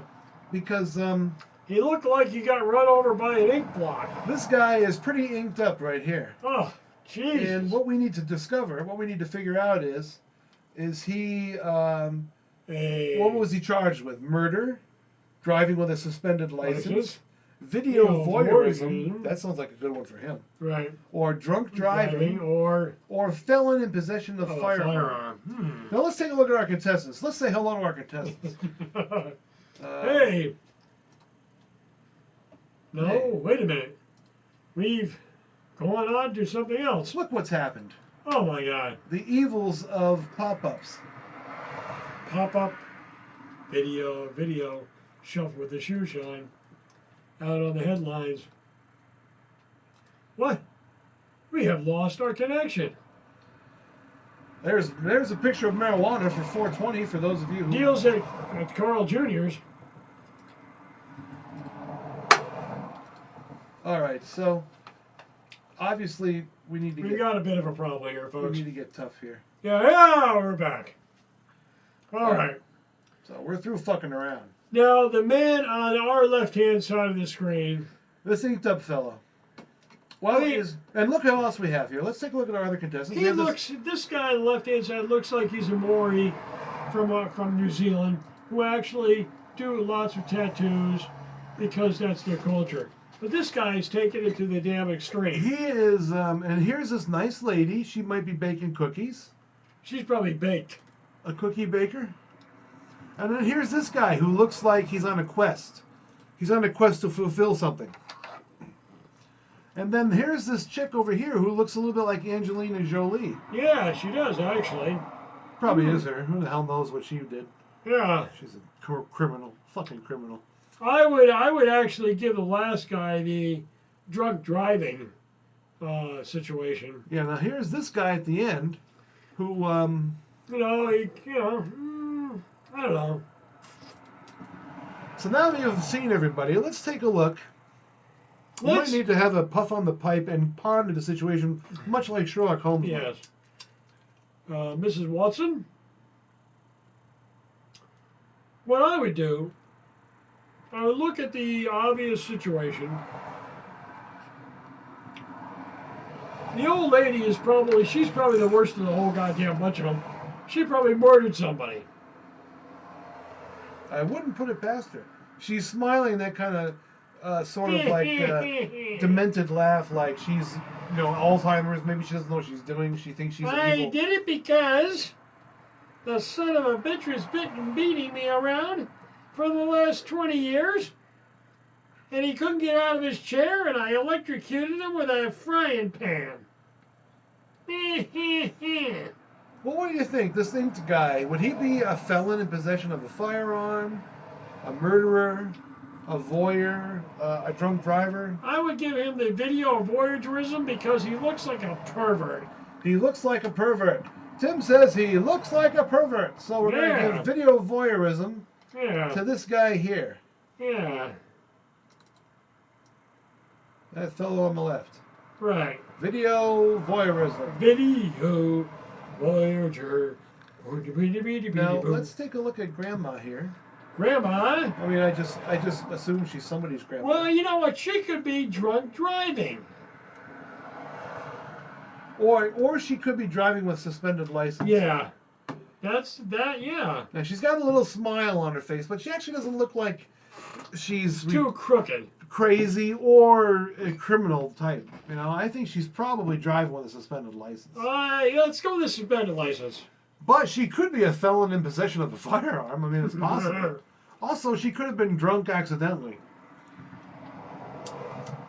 I would go driving with a suspended license or drunk driving. She's driving on Highway 19 in Florida. She's retired and she had too many beers. Yes, you see? Yeah, there you go. Over. There you go, right there. That woman there. Yeah. She is. I'm gonna give her a suspended license. Yeah. Okay. Now, how about this guy here? I mean, if he was in a TV show, this could be Don against the enemy, you know, or something. There's Don Johnson.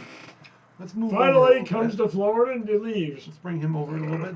There he is. We call him Don, but we don't really know what his name is. So he could be up for murder, in possession of a firearm, a felon, or drunk driving. How about something that's not up there? No, it's got to be one of those choices.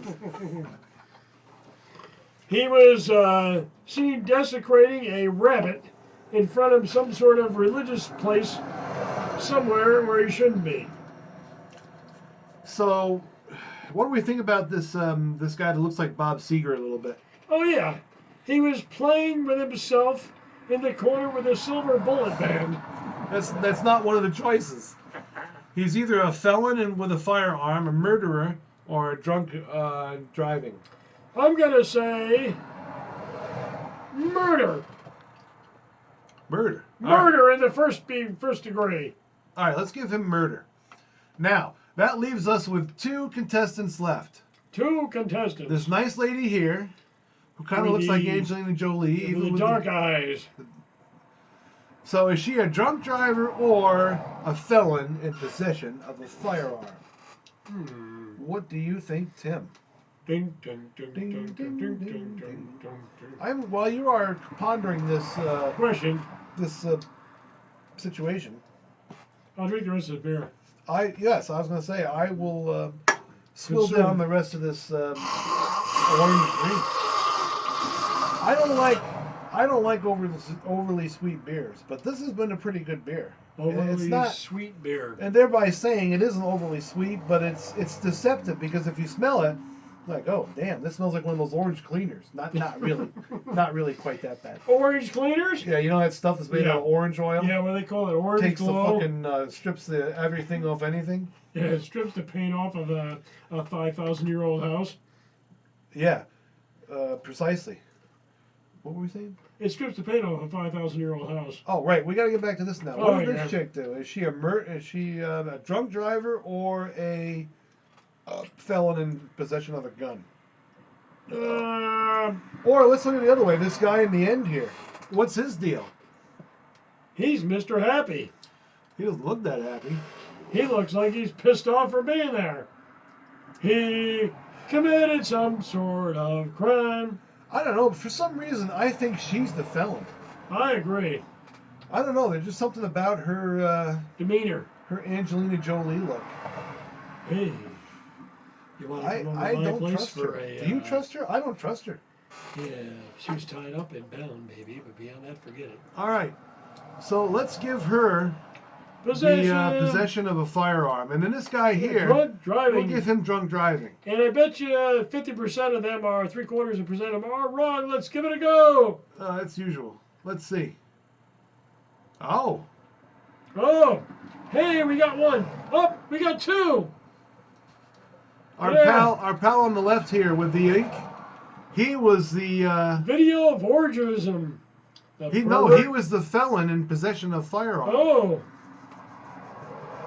We did get Grandma right. we got Grandma. She was driving with a suspended Suspended license. license. Poor Grandma. Grandma. Now, why did they have to take a picture of her like that? Why didn't they just give her a Well, little she's picture? got a smile on. She's a smiley person.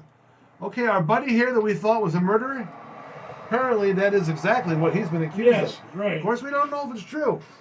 He might have just got confused with Bob Seger, and he's not a murderer at all.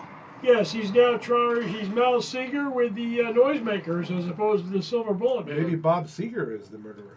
Ooh. Maybe he murdered Bob Seger. And now he's now he is Bob Seger's impersonality. All right, so we move along. All we right. got two right.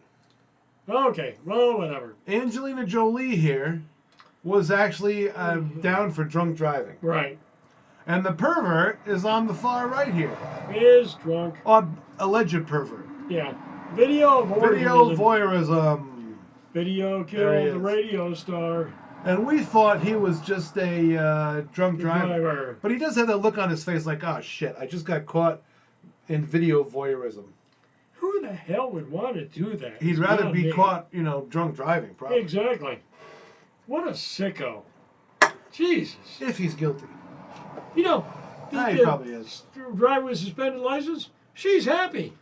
And now, of course, we need to talk about what's going on with this Mueller report. Oh. All this political stuff. The retraction.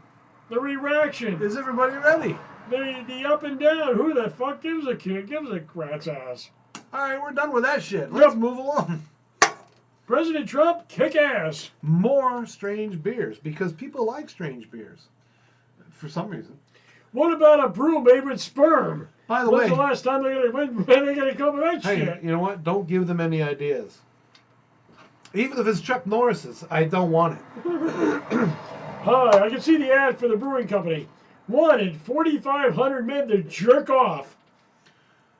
So anyway, I think we have to invoke the extended show rule. I agree. We're going to extend the show. Now, this is something that these namby-pamby TV people can't do. This is we really good can't TV. do that We're just deciding that, hey, we're going to go a little bit longer. Why? because we can. Because we can. Why not? Look at it this way. We don't have production rules. We have Well, we have us. some. But look at this now. IHOP's Pumpkin Pancake Stout. That is a beer. Oh, brewed by Keegan Ale in Kingston, New York. How about that? Apparently they had nothing to do that week. Planters Mr. IPA Nut. Planters, the biggest name in peanuts, decided to try its hand at beer, and in collaboration with Noon Whistle Brewing, they have Mr. IPA Nut, which manages to capture in a single can what makes the combination of cold beer and salty peanuts such a time-tested pairing. Here's the deal about that. They sell it at a brewery, and they also put peanuts up on the top of the roux, and everybody goes nuts about it, and they make more money off the peanuts than the goddamn brew. That's my thoughts on that. Because Yes. when you go to a My to a thoughts bar, exactly. you always get the salty shit up on the bar, therefore they sell more beer. Very profound what you just said. Thank The you. Incredible Tim, ladies and gentlemen. Mr. Profound himself. Also, what they do in this beer, they put salt in it ahead of time. It's a salty brew. Yeah, Is that what you're saying? exactly. That is what he is saying. So therefore, what they do, they scrape the salt off the sweat of the brewers, and they drip it into the actual beer itself. Therefore, you get the salty crap. Now here's some double dunk stout. It's made from Oreo cookies. 700 pounds of Oreo cookies. Wait a minute, where's the ramen ones? That's bullshit. The next one up. Bring the one before that. Instant ramen infused what? Ghosts. What? Instant ramen infused ghosts. Some kind of beer. Ghost. What the fuck Unless is that? that's a misspelling. No. Skeptics be damned. It's a fine beer. Collective Brewing's Project Cup of Beer. Oh yeah, it's a ramen infused beer. Ramens. That shit is horrible. Who the hell wants ramens in your effing beer? You know, that's like getting a reverse blowjob. So we talked about the whale testicle beer, the Lucky Charms beer. Can't It's really see magically why this. delicious. Can't really see why this would be something people would want to make bowl after bowl of sugary and marathon. That's disgusting. super spicy beer and Bull. bull testicle beer. They have 2 bull testicles. And then the world's strongest beer. And then Game of Thrones. Who cares? And then there's a bird. Game of Bones. So it's that time. It's a very important time now where we're going to play more of our funny shit. So if you thought this was the slightest bit entertaining and either you're catatonic and can't move, or you're asleep, or you decided to stick the show out, you might as well check it out. there's no reason to leave now. If you got to take a piss, turn the volume up a little bit. We'll be right back. Take a leak. You'll be right back. Probably, maybe, possibly. You know. We hope. We hope. But there's only so much we can do. Don't go away, because if you do, we know where you live. We're just simple broadcasters. We're just simple comedians, Tim. You know what I like? The MASH episode where you get the guy who comes in and he tells Frank, I'm going to give you a 65. That's all there is to it, you punko. And on that joke...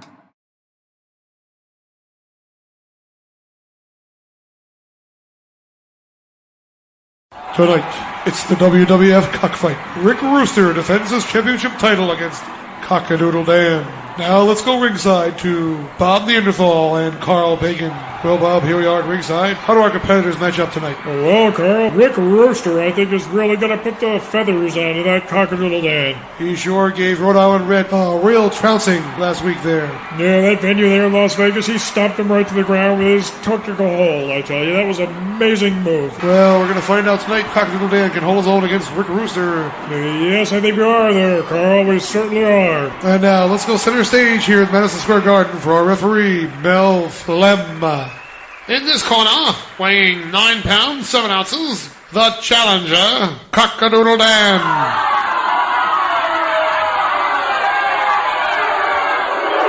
In the right corner, the champion, weighing 12 pounds, 4 ounces, the poultry pile driver, the feathered frenzy, the barnyard terminator, Rick Rooster.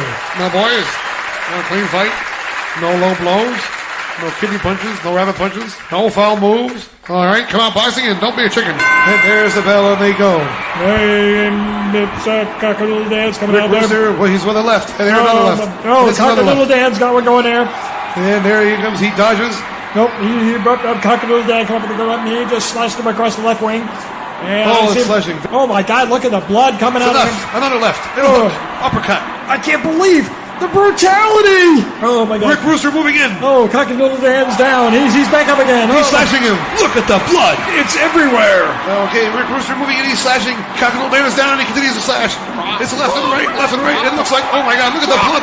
And Look at the blood on Cockadoodle the Dan's floor. not doing good. There's an No. eyeball rolling on the canvas. Oh, and it's not good. It's not good. Cockadoodle Dan, I think he's That's down. it. There's the bell. It looks like it's over. And It looks like Cockadoodle Rick Dan's Rooster down. is another winner. How about that, Bob? Well, you know, Rick that's Rooster it. wins again. Rick Rooster's one hell of a That competitor. was one hell of a bloody chicken out there. Yeah, I would say That's all I so. gotta say. Absolutely. Don't go away, folks. We'll be back with an exclusive. Interview with the winner. I'm Bob Neanderthal, and I'm here with our champion, Rick Rooster. Well, Rick, looks like you had you on the fence there for a while. Are you going to be retiring after your bout next week in Los Angeles? The other question we've been begging to ask, several people out there said, it looks like you've been put on some weight. There's been some little controversy.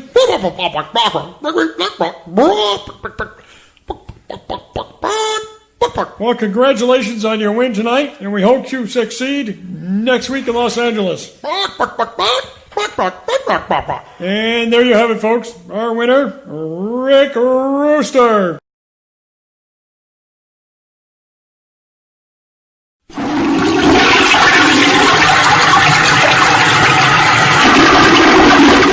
Hey, Bill, how are you? Hey, Bob, what's new? Hey, who is that guy in the stall there with you anyway? Why, that's my ass wiper from asswipers.com. Your ass wiper? Sure, I'm too busy to wipe my own ass these days, and they even flush. They flushed? Wow, that's fantastic. Tell me more about that. Hello, friends. Don't have time to wipe properly? Well, don't get a nasty rash on your butt. Let one of our courteous certified professionals wipe it for you. They'll stand unubiquitously in the corner until needed. Then they spring into action, wiping your ass clean.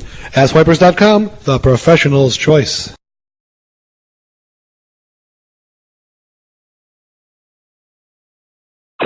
sell my puddings Hong Kong on the street for many years. And now come America and sell you my pudding. Yup, Joe pudding. Yup, Joe. Yup, Joe pudding. Yup, Joe. Get the good pudding. Yup, Joe. It's good pudding. Yup, Joe. New from the makers of Young Ding. Fine Oriental puddings. Try Yum Ding pudding. It's a good pudding. My grandfather make this a pudding. Yup, Joe pudding. It's the good pudding. Hard to pronounce? Easy to swallow. Pastor Shafter, what should I do about my devil-worshipping daddy? Well, little girl, you are in a pickle, and that is no luck. Put it to you, laddie. And hello, Father, and welcome to the Bank of New York. It's a beautiful day, isn't it? It is a beautiful day, lad. It is indeed. Matter of fact, it's so beautiful that the good Lord has instructed me to come down and make a withdrawal. Oh, go right ahead, Father. What do you need? What I'd like you to do, lad, is fill this bag up with money, or I'll blow your fucking brains out. Yeah, wait a minute. Okay, what exactly do you mean? What I mean, lad, is I want you to fill this bag up with 50s and 100s, or I'm going to be giving you your last rites. Do you understand me, laddie? Yes, I understand, Father. But hurry up, because I've got church in 15 minutes. Okay. Here you are, brother. Oh, Lord bless you, laddie. Thank you so much. God bless you, and have a... This is Johnson here. How you doing? Oh, you should be talking on the phone when you're driving, dear. It's dangerous. Oh, be quiet there. We're not having a problem here. I got to talk to Peters here in the county about the widget. But there's a sign right up ahead that says talking on while you're driving on a cell phone is dangerous. Oh, no, don't worry about it, dear. Nothing ever happens. There's no signs. Oh, my goodness! My husband's head just blew up! The preceding has been the public service.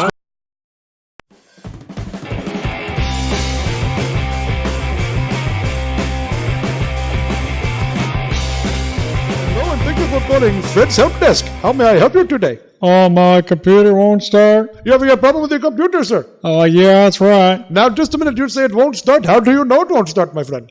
Well, it won't come on. Now, my friend, have you tried the power button, my friend? Yep, tried that. Oh, you have tried the power button. Oh, you're an advanced user then. Okay. Now, have you checked the plugs? I mean, maybe it is unplugged. You don't see. The thing is, my friend, I am a trained diagnostician. You are not qualified to tell me what is wrong with your computer. You don't know if there's something wrong with your computer or not. I will ask you the questions, and then we will determine what is wrong with your computer. Now, is the computer plugged in? Yep, computer's plugged in. Oh, it is plugged in. Yep, something wrong with the computer must be.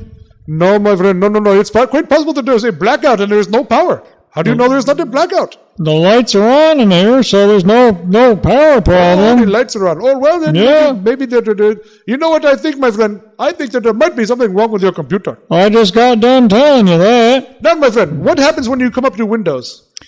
How can I come up to Windows if I can't turn it on? Oh, my friend, if you're not going to cooperate with me now, I'm not going to be able to assist you. You see, you've got to go into Windows so I can tell you to point and click on things. How in the heck can I possibly do that, you lame brain? I can't get it on. Well, my friend, you see, I am afraid that this is going to take a little bit more trouble. Now, let me ask you something. What happens when you turn on the power button? It won't go on. Well, what happens, my friend? Nothing. Oh, nothing happens. You mean the computer does not turn on when you hit the power button? Of course. Oh, I think there's definitely something wrong with your computer then. It is a good thing you called me, my friend.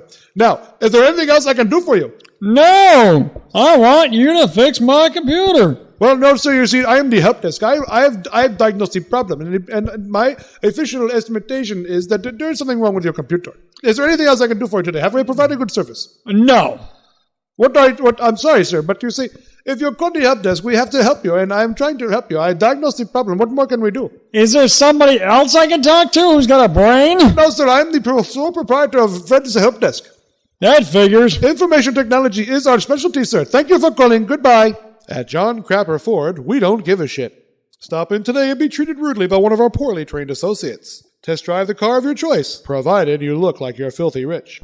Presenting our no hassle, not a problem guarantee. It's no hassle, and it's not a problem, because there's no guarantee. Need repairs? Warranty problems? Unresolved complaints? At John Crapper Ford, we don't give a shit. You'll be amazed with the quality at John Crapper Ford. But don't take our word for it. Let's hear from one of our highly trained automotive service technicians.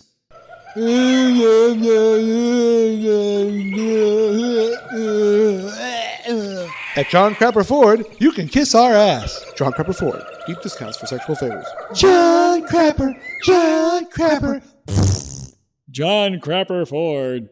They don't give a shit, and it shows. Tired of that smelly cat litter? New from Dispose-A-Pet, it's the Disposable Kitty. Never spend money on your cat again. The Disposable Kitty comes with its own food and water and never makes a mess. When they're used up, simply flush them down the toilet. Available everywhere in handy singles, 3-packs, or the money-saving 10-pack. Now available right around the corner at Handy Marts everywhere.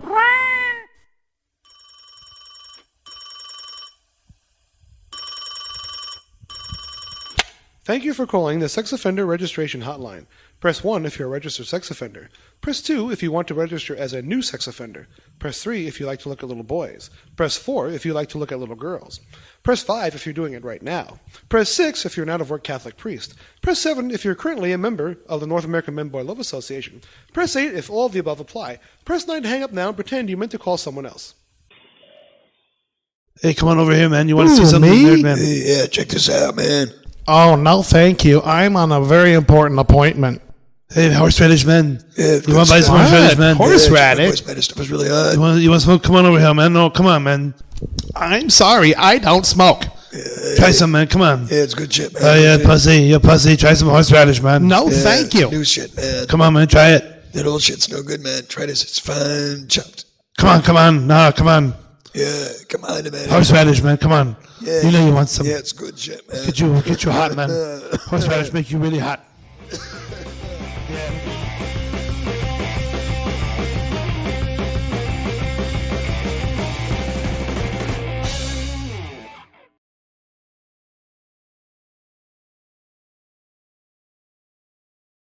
And here we are. Yeah, there we go, folks. There we are. Hey. Now we're really back. Now we're really back. All right. All right, so we're back. Here we are. It's the extended portion of the Mike and Tim show. And you, being the viewers, Get to view more stuff of us. even if you're not really paying that much attention, you're still tuned in, and we think that's pretty awesome. Yeah. You can hear us in the background. You know, it's like, remember the Tonight Show? Yeah. Everybody would watch the Tonight Show. All across the country, people watch the Tonight Show. Yeah. And the joke used to be that a lot of people were conceived during the Tonight Show. Right. So if you want to do something like that while we're on, I mean, that's perfectly fine. You might be just having a hot dog right now, or you might be getting laid, or drinking a quality beer, or maybe a really shitty cheap beer, or maybe something in between, like this beer that we drank tonight. Meisterbrow. Meisterbrow. With the beer of champions. What a poor swill that was. Now this stuff was a leap ahead of that. Oh, certainly. hell yes. Orange Dream from the Otter Creek Brewing Company, our sponsor for tonight's show, even though they don't know They it. don't know it. Which reminds me, you know, we used to tell people how amazingly funny we were, but then we decided, why not just be funny Why not? and let them figure it out for themselves. Exactly.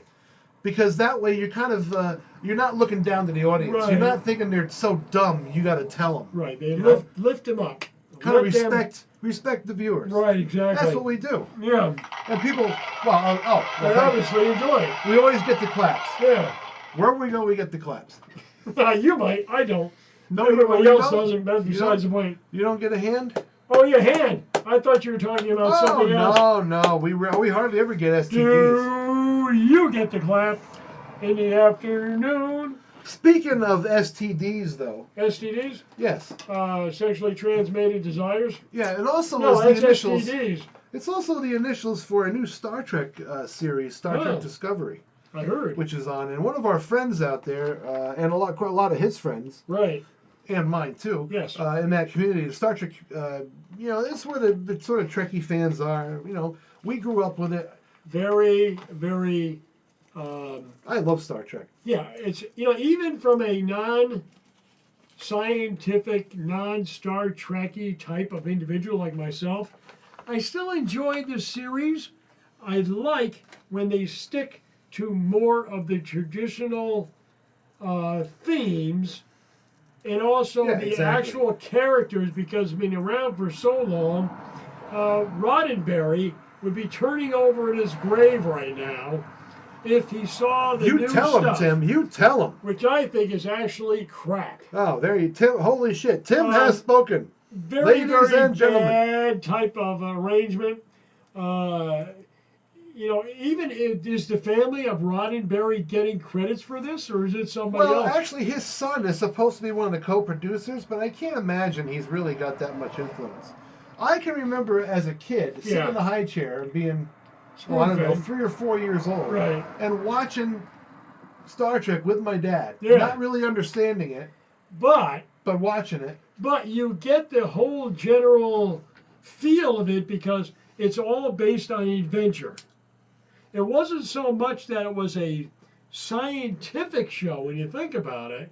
It's actually based on adventure with some scientific sort of stuff that you really have to think about. Precisely my point, sir. Exactly. See, this is one reason I like having my pipe here, because I can Because- gesture with my pipe and make sort of professorial type observations. academic type things like yes. Because when you Quite think about well it, said, Del Timbo. if you think about it, all these scientific shows, which really are successful, are based on some sort of adventure deal.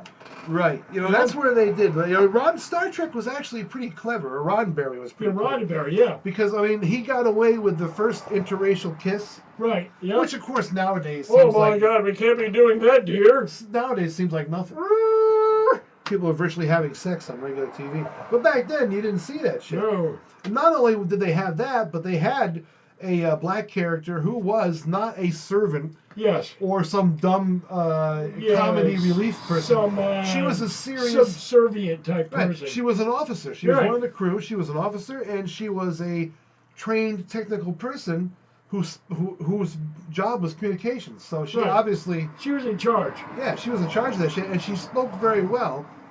She was obviously highly trained. She's very authoritative. Very good. And then you got people from other planets, but you also had the Asians and the Russians. Yeah. Roddenberry loved to do stuff like that because his thought was in the future, things This will is be the better. way it's going to be. People won't be such horrible bigots and racists. Right, and yeah.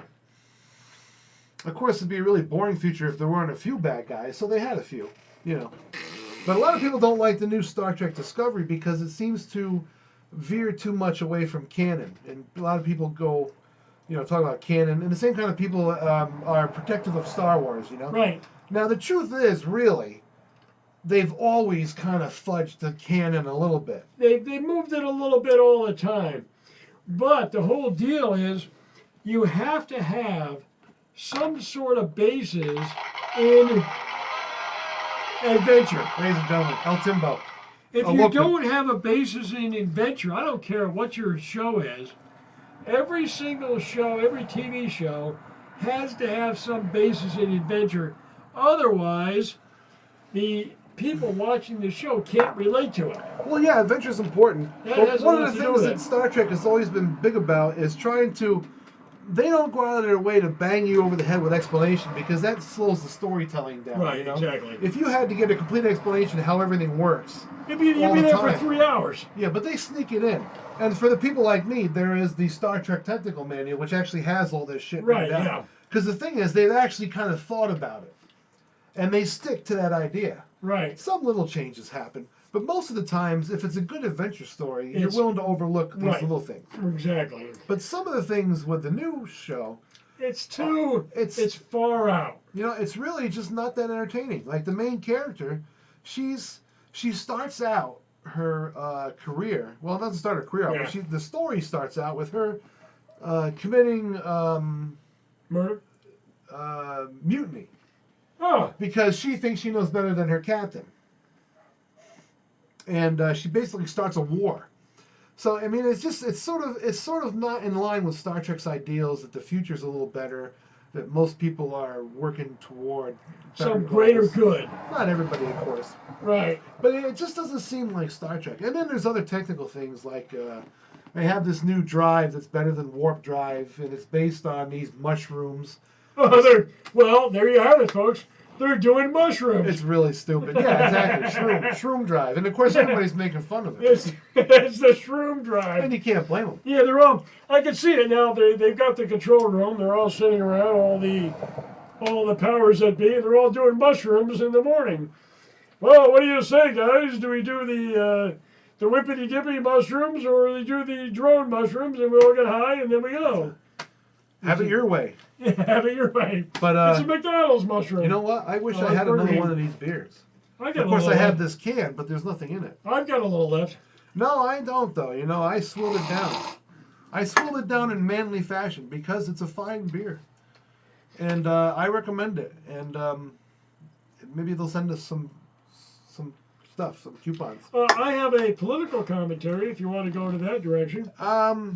We're a little short. I was just going to say, let's finish up the Star Trek talk. Anyway, a lot of my friends online, like Doomcock, who you know. Well, you don't know him, but I know you you're talking about it, sure. Him and his buddy, Harvey Cthulhu, they are very critical of the new Star Trek. And I agree with them mostly. You know, I agree with it. And also, there is the new Twilight Zone. Right, where they're redoing the old episodes. Yeah, but they're weird. You see, the old episodes were done very, very precisely. They were black and white. Rod Serling was a freaking... I used to call him Sterling, but it's actually Serling. But he was a freaking genius. The whole point, the way they did those, was all cut and dry. There was all black and white. This is right, this is wrong. 1935, Mr. Jones caused a problem. He was an insurance agent, but he wasn't sure about the black holes on the other side of his fence. So it was all like that type of stuff, all very cut and dry, all very precise, all very unique in the way that they approached. And now, of course, it's way too futuristic nonsense because everything goes back to the way that it was done years ago. You know, there's a lot of the young people that like this stuff. They're saying, "Oh, well, if you don't like this, you're either like too old, or you're prejudiced and stuff." Yeah. Because you're not used to seeing diversity in Star Trek. But that's not true because Star Trek's always had diversity. Star Trek the Asians, the Russians, you know, the black woman. Right. And they weren't like token Asians. They were regular parts of the crew, you know? Nobody went up to them and said, "Can I get your opinion about this Asian thing you want to know about?" They acted like it was just normal. The way it was. Everybody was just everybody. It was people. That's the way it ought to be. So, you know, that was what Roddenberry's deal was from the beginning. And he got away with a lot of stuff because he couched it in the future on another planet, for instance. But he explored things like the Vietnam War, the Civil War, you know, a lot of stuff. Yeah, but the whole thing about it... He got away with it. Yeah, but the whole thing about it was, it wasn't controversial. It wasn't, oh my God, what are they doing? Now they're like, oh, can't do that. Oh, Jesus. Give it a break, dude. The times they are a-shanging, as Steve Martin says. Yes. Oh, that dog downstairs is driving me nuts. We do have a dog for sale. If anybody out there would like to buy a dog... What's that? There's a dog. Oh, what was that? Megilla Gorilla for sale. Yeah, there's a doggy in the window.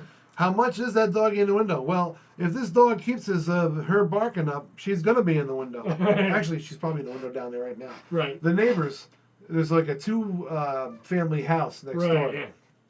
And they have a lot of cars there, like 4 or 5 cars there all the time, friends coming and going. Yeah. There's always somebody coming or going, and every time anybody comes or goes, the dog, the freaking dog is like, woo, woo, woo. Something really fascinating going on over the neighbors. Whenever we take the animals out, they stare over at the neighbors. I guess they got like, pastries in their garbage or some shit. I don't know. But anyway, we're gonna go and take another break. Yeah, well, we're gonna keep going because this is the. Might as well. It's the Mike and Tim Show, and if you're still watching this, obviously... Thank you very much, we appreciate it. Thank you, well, actually, yes, thank you very much for watching. Yeah. And we appreciate it. We also appreciate... we like the beer, too. All our online friends out there. Yeah. Backwoods Billy stopped by. Doomcock Billy, yeah, our friend Doomcock. And many others. And, of course, our 58 subscribers, who obviously have nothing better to do than... but check us out, which we really appreciate anyway, because it's a lot of fun. Coming up is and if you're one of our subscribers, you're okay with us. Tim's political commentary for the evening. Please go ahead with this commentary. Oh, okay. We'll go ahead with it right now. Yes, go ahead right now. Okay, here's the deal. The Pelosi Vibrator Sales Corporation of America has been outsourced to Mexico. 375 Americans are out of work. Is there any beer left? If you want a vibrator, get them now. The Pelosi Manufacturing Corporation of San Francisco is outsourcing to Mexico. Get the Pelosi vibrator as we stand.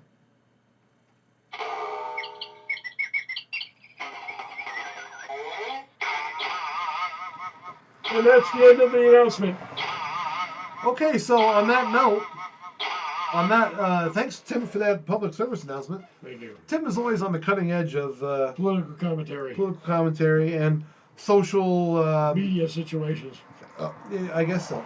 So, anyways, if you've managed to sit through all this shit, why spoil it and leave now? You don't want to miss the endings. So we'll be right back after this funny bit, which after the station identification. actually kind of a couple of funny bits. Yes. And we will now play the funny bits. And this next one coming up, if I recall, is that one. no, it's not that one. Oh, It's, it could be something else. coming up next, we have the story of the prodigal opener. The The opener that left and came back. Ooh. Yeah. And after that, Pastor Shafter will talk to us about something. He's going to do a couple of skits about the Garden of Eden, or Noah, and God going on vacation. Apparently, God is getting ready to go on vacation for a short time. But Where's he going? Well, we don't know yet. He's contacted the good pastor and filled him in on the details. Don't play with your Easter money. I don't know. So we'll find out next. So don't go away, for crying out loud. That was pretty good, right? I really hooked him Stop with fucking that. like rabbits. I hooked him with that, didn't I? Oh, yeah. Nobody's going to leave now. They're going to hold it. Even the guy go to the bathroom, they're going to hold it for this. We appreciate it, too. Don't. I'm going to take a little sip of this beer. Oh, open me another one, will you? Oh, would you like me to open you another? Yeah, I'm losing my mind here in the This is justification of the situation. You know, this is a good time right now for opening bottles of beer because we have our opener. Oh, the professional It's opener. back. It's kind of like it's back from vacation. You know, it was gone for a while, and now it's been found. Like the story in the Bible, the prodigal son. Yes. You know, went away. Oh, yes, Nobody the knew where it prodigal was. son, Yes, right. And now it's back. He's And it's returned. opening bottles of beer. He's returned the prodigal son, yes. I think that's a line off of MASH, isn't it? Eventually, well, I don't know. Eventually, this will probably disappear again, and we'll be back to opening. This screwdriver. We'll be back to opening bottles of beer with a screwdriver, which is important to know how to do because, well. Hey, if you noticed, the last great never big know. bottle of something we opened up with a screwdriver ended up on the ceiling. That was a bottle That of was a wine. bottle of wine, though, Yeah, yeah. it's a sprinkle all over the ceiling here Different in the physics studio. involved with that. Yeah, We know more about beer than wine. That's yeah, we the do. thing. Yes, we do.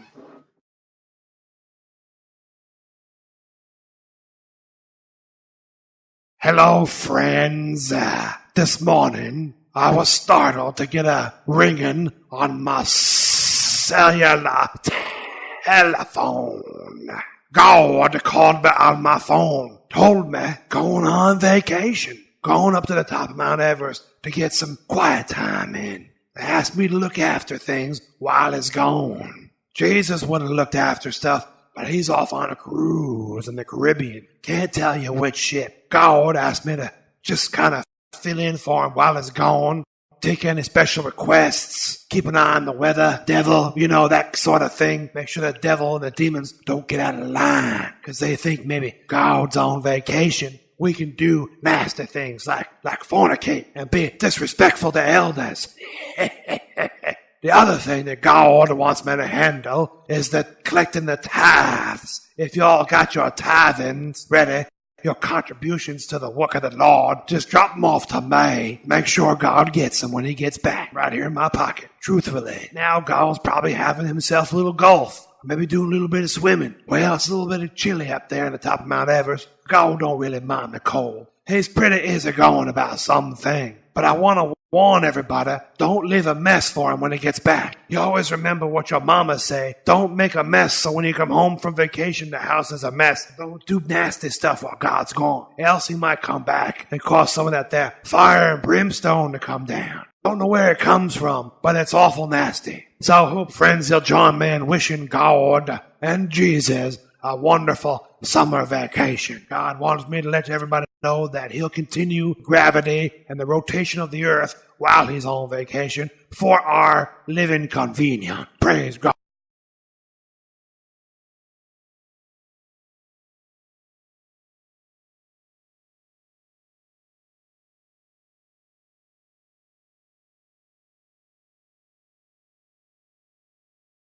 Hello, friends. This morning, I was startled to get a ringing on my cellular. Tonight we have Pastor Shafter. Pastor Shafter is in the studio. He will be talking about some of his famous songs lately, and here he is. Tim. Hello, Tim. Hello, Pastor. Is this mic on? I come, Tim, tonight to talk about the Garden of Eden, Tim. What about evolution here? No, Tim, there wasn't no revolution. That came in 1776, Tim. Evolution. Evolution? What the heck is that? About the raising up from the monkeys to the trees to the ground to... Oh, come on, Tim. God didn't make no people out of monkeys. It says in the Bible, Tim, it says that God made people out of dust. He got down on the ground, Tim, got himself a good-sized handful of dust. I don't know exactly how much dust, Tim, but a complete chemical composition will be available for sale Sunday after the service for only $15, Tim. I would say that some of the people don't believe that particular type of theory. Well, only God can do it, Tim. Only God can make a tree. You ever seen a scientist make a tree, Tim? No, I have not. There you go. So he's got this fella. God decided to call him Adam. Nice name, Adam. Yes, right. And Adam's there in the garden, and God says, since you got nothing to do and got no job, I figures you could name everything in the garden. See, God had a garden full of plants, vegetables, fruits, animals and things, and didn't have no names for none of them. So he said, Adam, why don't you think up some names for these here animals? I don't have a complete list of all the names of the animals, Tim, that Adam did name. A complete list will be available after the service Sunday for only $15, Tim. If I may continue. So, Tim, Adam named all the plants and the animals and stuff, and he just wasn't happy. And I said, I ain't got nobody to play with. And God said, I know what you need. You needs a woman. So God made Adam go to sleep, Tim. Didn't want to, scare him, and opened him up in his chest, and took out one of his ribs, Tim. That's what he did. See, he made Adam out of dust, but he made a woman out of a rib. Sounds pretty strange to me. He didn't say why, Tim, but, it's in the Bible, so it must be true. Anyway, he made this woman, and he decided to call her Eve. That's a nice name, Adam and Eve, And Adam woke up, and there's this woman, and, he's all excited and stuff. And God said, now, whatever you just do, you can all run around and play and do stuff, but don't eat the fruit of that tree over there. That's what he told him. I heard about that, yes. And Eve was standing around the garden, dancing around, and there's the devil hanging out in the garden, Tim. And the devil says, hey, Eve, he says, what you doing? The snake says to Eve, he says, why don't you have some of this here fruit? It looks pretty good. And Eve wasn't too bright, Tim. She was only born a couple of days before. Yeah, right, exactly.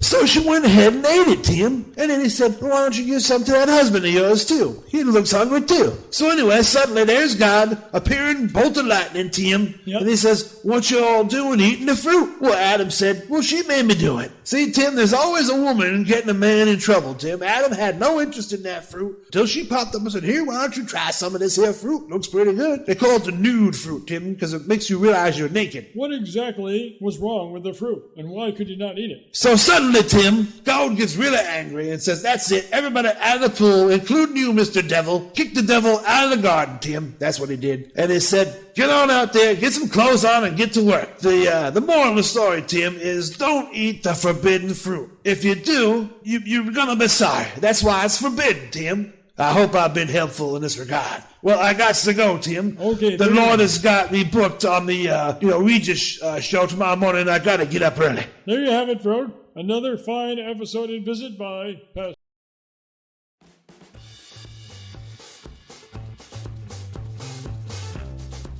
They're talking about AI, artificial intelligence is coming, it's going to run everything.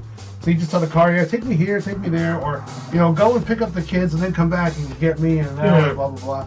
So what if the car is having trouble, or you're pissed at the car and you're on the phone with somebody while the car is driving you somewhere, and you're like, this fucking car sucks. I'm going to get rid of this thing pretty soon, blah, blah, blah. You're going to drive this car off the edge of the world, blah, blah, blah, blah, blah. Next thing you know, your car is on the edge of a cliff, and all of a sudden the door opens and the car swerves and you go flying out over the cliff.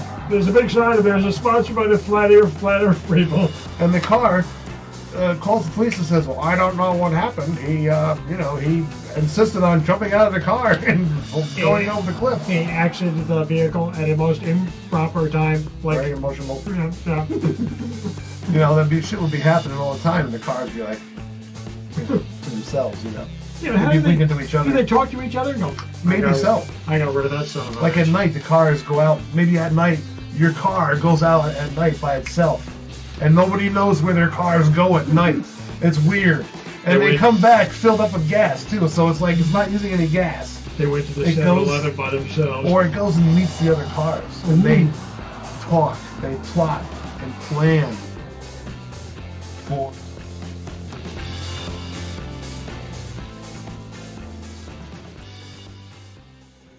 Well, here we are. Hey, We are everybody. back. We're It's back the after extended some show. Old shows. And what's really interesting about watching the old shows, some of those are still prevalent today.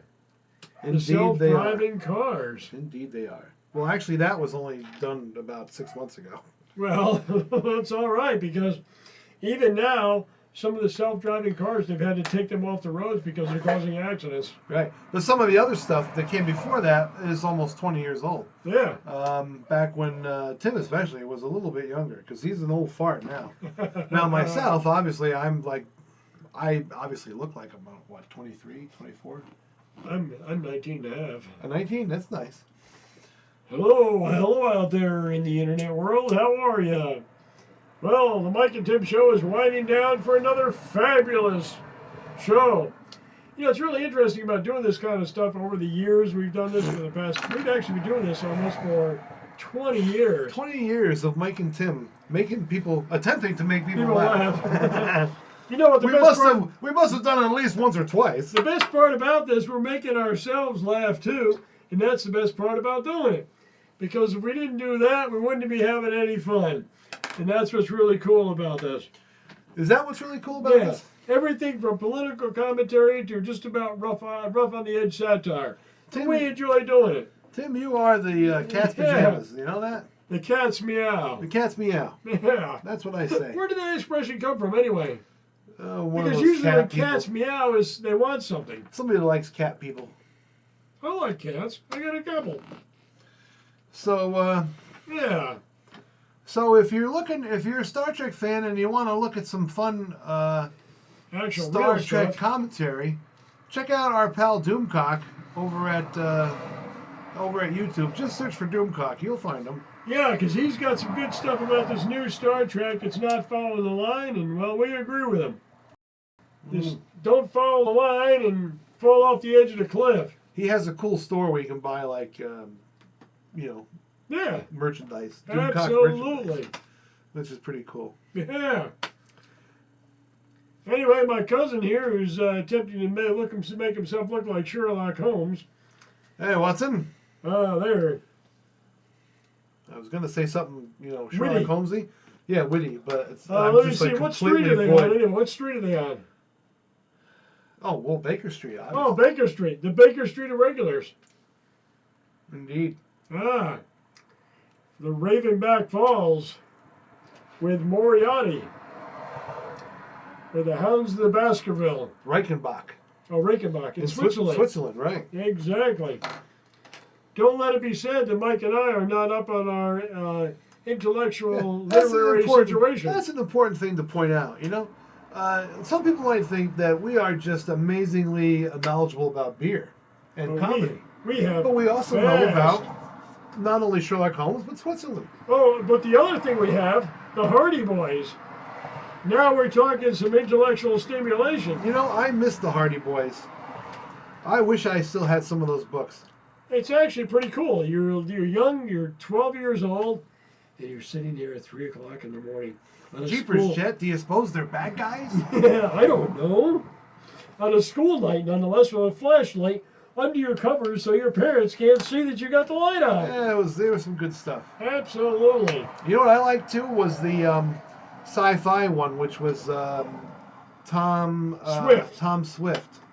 Well, there was 2 Tom Swift series. There was Tom Swift Sr., which was just Tom Swift, Right. and Tom Swift Jr., his son, which was a little bit more, that's what I read when I was growing up, so that's what I kind of liked. Right. The Tom Swift ones were really old. They were from like The 1940s.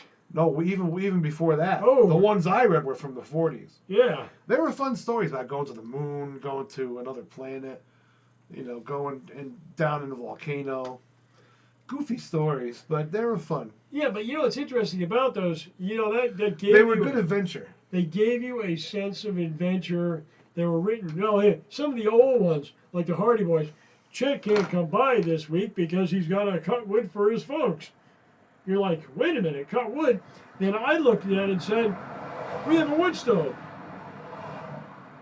I'm cutting wood for my folks. I can read this book. I can relate. Most of my friends didn't have the slightest idea. Ladies and gentlemen, what Tim that can was. relate. The incredible Tim can relate.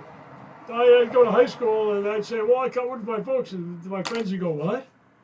Yeah, You what had the to hell cut for? wood? We just turned the heat up. Well, yeah, but it costs money to do that. We Jacko. do that too, but the only difference is we use wood. Yeah. We put the wood in the stove.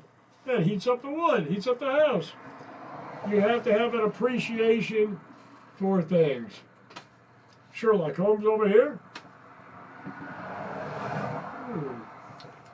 Anyway, well, I tell you, Anyway, so I think we pretty much exhausted the situation. yeah.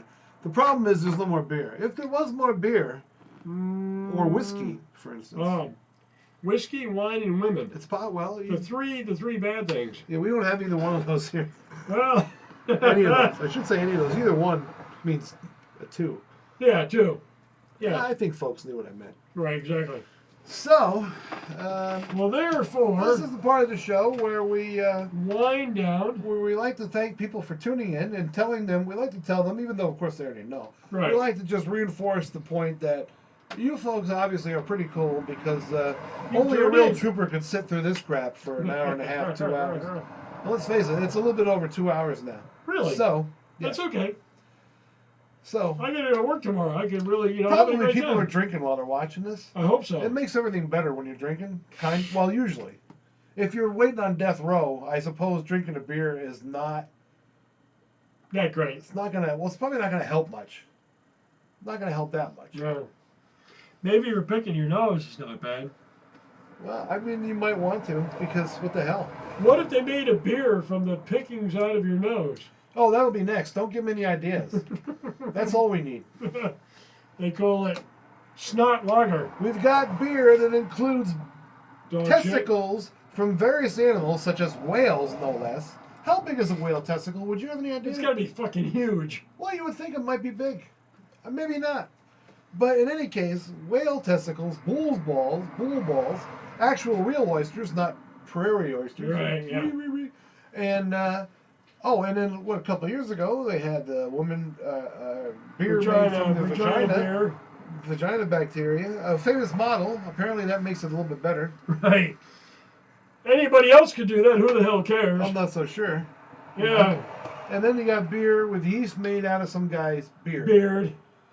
So some of these, wait! To top it all off, piss beer. And the piss beer, yeah. Yeah. Pilsner. Can you imagine going to that concert? There's a big thing at the outhouse. Take a piss in here and drink it later. Contribute.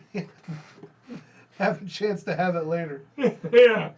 The ultimate recycling concept. But it really isn't recycling because all they're using is using that pee to fertilize water. No, not water.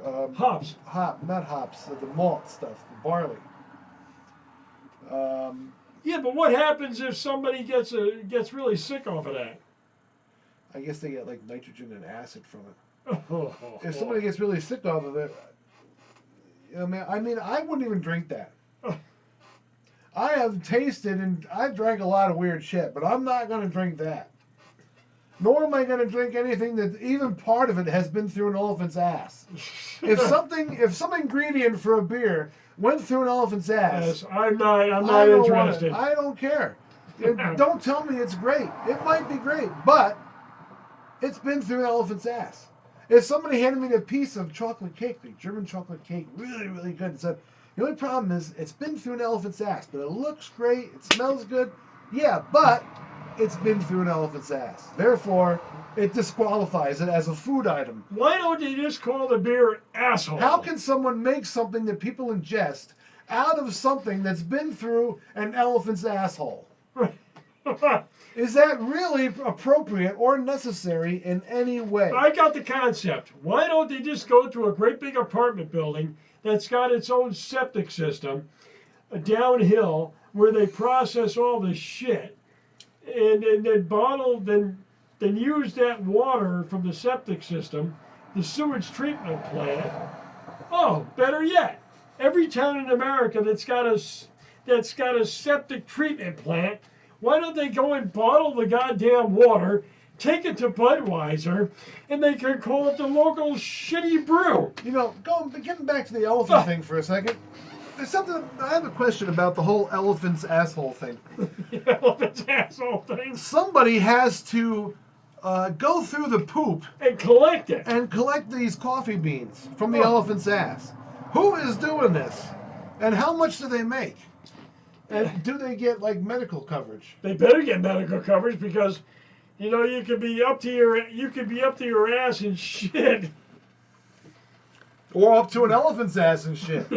Well, just think of it and now. Coffee beans. Well, think of it this way. Which is not going to help. Every town, every major city up and down the Hudson River could collect the septic sludge, and they take it to the local brewery, and they call it Hudson shit. But every single town would have their variety. Beacon shit, Poughkeepsie shit, Troy shit, Red Hook shit, Saugerty shit. That's craft poop. Craft poop. Get your own New York City shit, Bronx shit. Made with local ingredients. Brings a whole new meaning to that phrase, doesn't it? Yeah, what happens if they have like a corn festival on the side of the Hudson? You can have one of these places like Gotta Go where they go in and collect all these outhouses. Try this corn. It's been through an elephant's asshole. It's bitter, but it's local shit. But the beer is great. It's just a little bitter, probably because... Check it this way. Is it maybe bitter because it's been through an elephant's I got asshole? an even better idea. Uh-oh. You have a big festival on the Hudson River. They serve corn. Yeah. You could call it corny shit beer. You could call it Colonel Shit. You need to work on that a little bit. Work on it for the next show. All right, okay. Anyway, that was a little bit of a Something stretch. to do with corns that have been through some kind of asshole. Perhaps Lots of assholes. Oh, well, okay. Yeah, maybe it's recycled. You know what? This is getting so disgusting. I can't even talk about it anymore. All right. So, recycled ass. Somehow, we're going off the deep end. The topics on this show always tend to swerve towards ass. Poop of some kind. We don't know why. Where's your ass tonight? But surely there must be a reason. Hey, Mr. Jones, I'm here to collect your septic sludge for the next beer routine. You know they had Soylent Green years ago that was recycled dead humans? This is Soylent Brown. Yes, Soylent Brown. Hi, I'm here at the brewery, and the new brewery is called Soylent Brown. Featuring the bacteria from an elephant's asshole. Featuring the assholes of 500 humans up and down the entire river. Well, I sure hope they clean these coffee beans off really good at least. I have no interest in that. What about jackal shit? But getting back, staying with the elephant for a minute. Yeah. What do they call the occupation of somebody who picks coffee beans out of elephant poop? Because you know they're not going to call it an elephant poop picker. They're going to call it something fancy. Make it sound like it's an important job. Yeah. Like a natural excrement bean extractor. Or something like that. A natural bean How about precision excrement extraction? Expert. We're seeking an employee to perform precision expert extraction of a coffee bean from an elephant's asshole. Your job will consist of sifting through elephant poop and finding coffee beans, then washing them off thoroughly and putting them in this basket. Okay, new worker, welcome to the company. Let's get started with your new job. Here's somebody. What happens if they have to induce a elephant to to make sure he craps on time so they get the correct amount of beans. What happens if the elephant's constipated and can't shit? Do they have to, like, use Pepto-Bismol for an elephant? They probably stick a fire hose up. Yeah. Let that handle it. Okay, so there are some ideas. There are some things for folks to think about until our next show. I just like to leave folks with a little something that they had not considered. Don't piss off your elephant. Well, that's certainly good advice, or, it seems it would be. All right, so Mike and Tim here for this exciting Easter 420 sort of springtime edition to the old Mike and Tim show. Comedy show, by the way, in case you hadn't noticed. If you watch this over a couple times, we're trying to keep it clean. It'll start to become apparent. We are trying to keep it clean. We haven't really succeeded, but we are trying for what it's worth. If you got an elephant in your backyard, be careful of the beans. So here's from on behalf of the incredible Tim here and myself, it's the Mike and Tim signing off saying, see you later. Well, I see you later. I was going to think of something more profound, but profound later. Can't think of anything really. So I guess we kind of have to just let it go like this, kind of just fades out, and people are like, oh man, finally this freaking show is over. Holy shit. These guys are fucking awful.